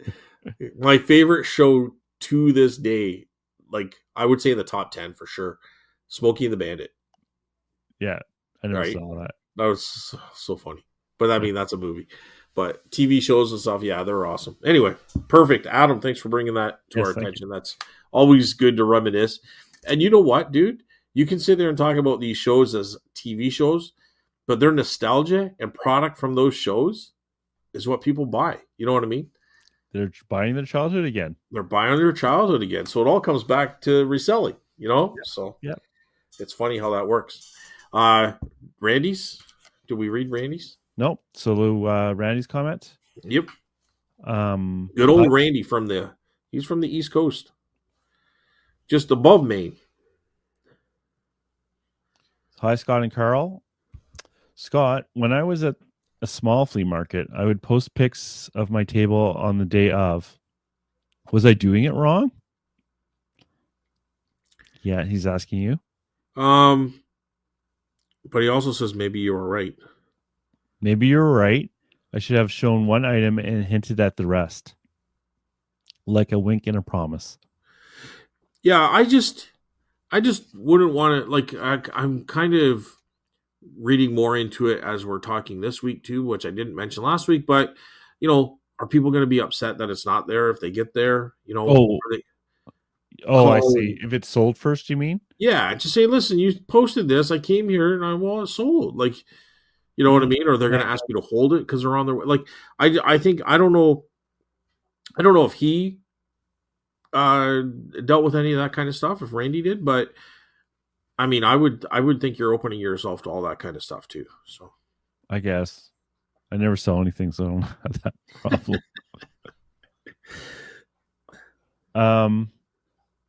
I think also it's not just like there's lots of we're trying to get lots of people to do it. So it's not like just one booth or two booths. Like, 4 or 5, maybe 8 booths do it now.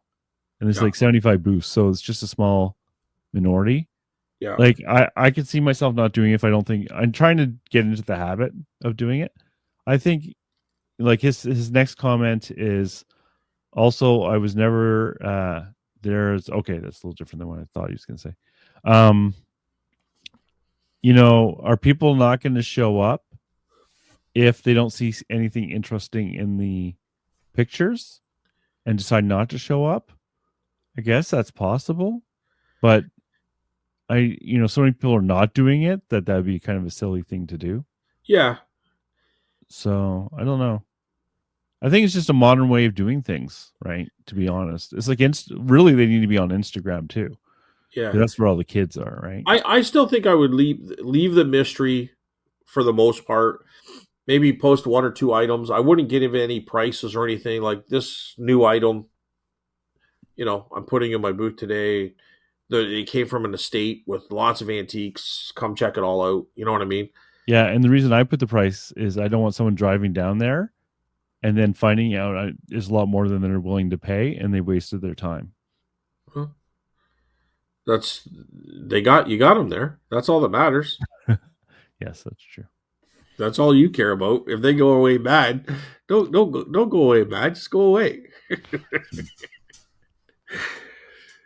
Say, what do you want me to do? Give this to you? Like, come on, dude. There's a value to this stuff. You know that. Give me a break. I worry too much. You worry too much. You worry too Um, much, Carl. I do. Also, I was never there as a social thing. Some sellers were happy to cover the cost of the table, not me. I have always been kind of mercenary. Don't mind chatting, but that is not why I was there. Yeah, I'm there for both reasons. I want money, but I am social. I do like the social aspect too a lot. But I do like. I want money too. I want both. Can I not have both? I did a couple of those weekend things, but I kind of go there for the money thing, but I very easily quickly get into the social aspect of it, right? Like even when I go to the antique booth there on a vendor day, all the vendors are there. I'm always like leaving there like, oh my god, I chatted it up too much. I could have got this done. You know what I mean? But I also feel I learn from them, and a lot of times people come by and they'll buy from each other and different things too. So I don't I do like the social aspect, but my primary goal, I would agree with Randy here. My goal there is to get stuff in the booth and make money. You know what I mean? So, you know what I'm saying? Yeah, 100. Not percent not what I mean. You know what I'm saying? I'm going to change it up. Um, Carl, maybe you just filled the demand for tarot cards. That's why they are not selling yet. Completely possible. Variety is everything. Okay, not picking on you. That's Don's job. Yes. Wow. Wow. Yeah. I'm doing an audit of my eBay store and death pile. I don't like that term. Okay, profit pile. Some people call it that. Now, I have a habit of setting aside the maybe stuff and revisiting it later. Guess later is now. Keep up the great work, Randy. So going back a bit, variety is everything. So he's talking about in the booth, I think there. Um, yeah, I'm trying to do variety. I like I said, I like groups of items if I can. The tarot cards, they were selling enough and people were looking at them that I'll keep them there. But who knows? Maybe I'll swap it out at some point. Yeah, but it's not just tarot cards, right, Carl? Like you even said that the lower end ones, because you'll put the higher end ones on eBay, Yeah, because I don't think people are going to pay me the high end prices there for the right? tarot cards. And you don't know that. I mean, they bought the Hippo for $75. Yeah, it was a pretty freaking good hippo, man. But I'm just saying, like, if we keep coming back, and we've both said this, the good stuff sells. You can't be surprised when the cheaper tarot cards aren't selling. I think I'd be maybe disappointed because they were selling, but at the end of the day, if the good tarot cards were not selling, that would be concerning. But you're not even putting them out there Well, to give them a chance. honestly, I don't even have any right now.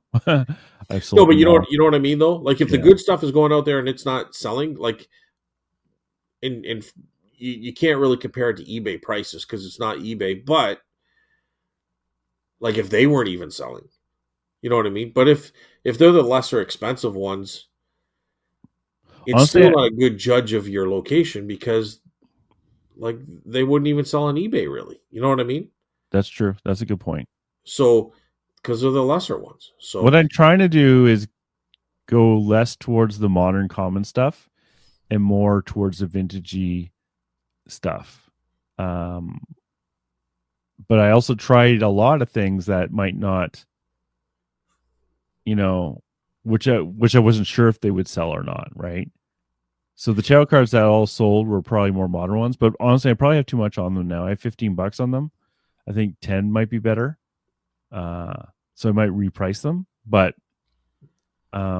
I and don't. that's part of the thing too. You got to learn Yeah, your market and where that price range is, right? So um I just remember Commonwealth Picker started as an antique booth as well. And he still has one, but they had multiple, but they just got one now. And I remember saying he does way, way better on eBay. And my question is that's because you're putting more effort and the better stuff on eBay. So you can't really compare the two. You know what I mean? If you're putting all your prime, really high end, great stuff on eBay, and you're putting all the lower end, and I think we all tend to do this, like don't get me wrong, but I'm just saying you can't just sit there and say, oh, eBay does way better than an antique booth because you're not really giving it the fair shake. You're putting all your effort and all your great stuff on eBay. Of course it's going to do better. That's a good point. Right? I just remember when I had the other antique booth there, and the guy said, "Oh, you need to bring in good stuff." But the problem bringing in the good stuff is people weren't willing to pay me for the good stuff. But that wasn't an antique booth. That was a nostalgia. That was a little bit different thing, right? So it was a different clientele. Here, I'm just worried that people are going to want my good stuff for a mediocre price. Like, okay, so our antique store is probably, without doubt, like there's no probably about it, we're not selling at Toronto or big city prices. Like, we're a small little town and people are putting prices on it. So we'll look out up on eBay. Let's say something's $100. We're probably putting $85 on it. That's funny. That's exactly what I was going to say. I bet you're asking 80 to 85. And don't get me wrong, because there's some things I will put the full price value on it, right? Yeah. But for the majority of the stuff, we're probably knocking, 10, 15, maybe you're not 20%. Some people don't even look on eBay and they just put whatever they want on it. You know what I mean? They bought it for $2, sell it for 20. I don't care if it goes for 100 on eBay because we're selling in the booth. That's just kind of their old school. That's just the way they do it. And that's where we go in there and we try to scoop that up and resell it on eBay.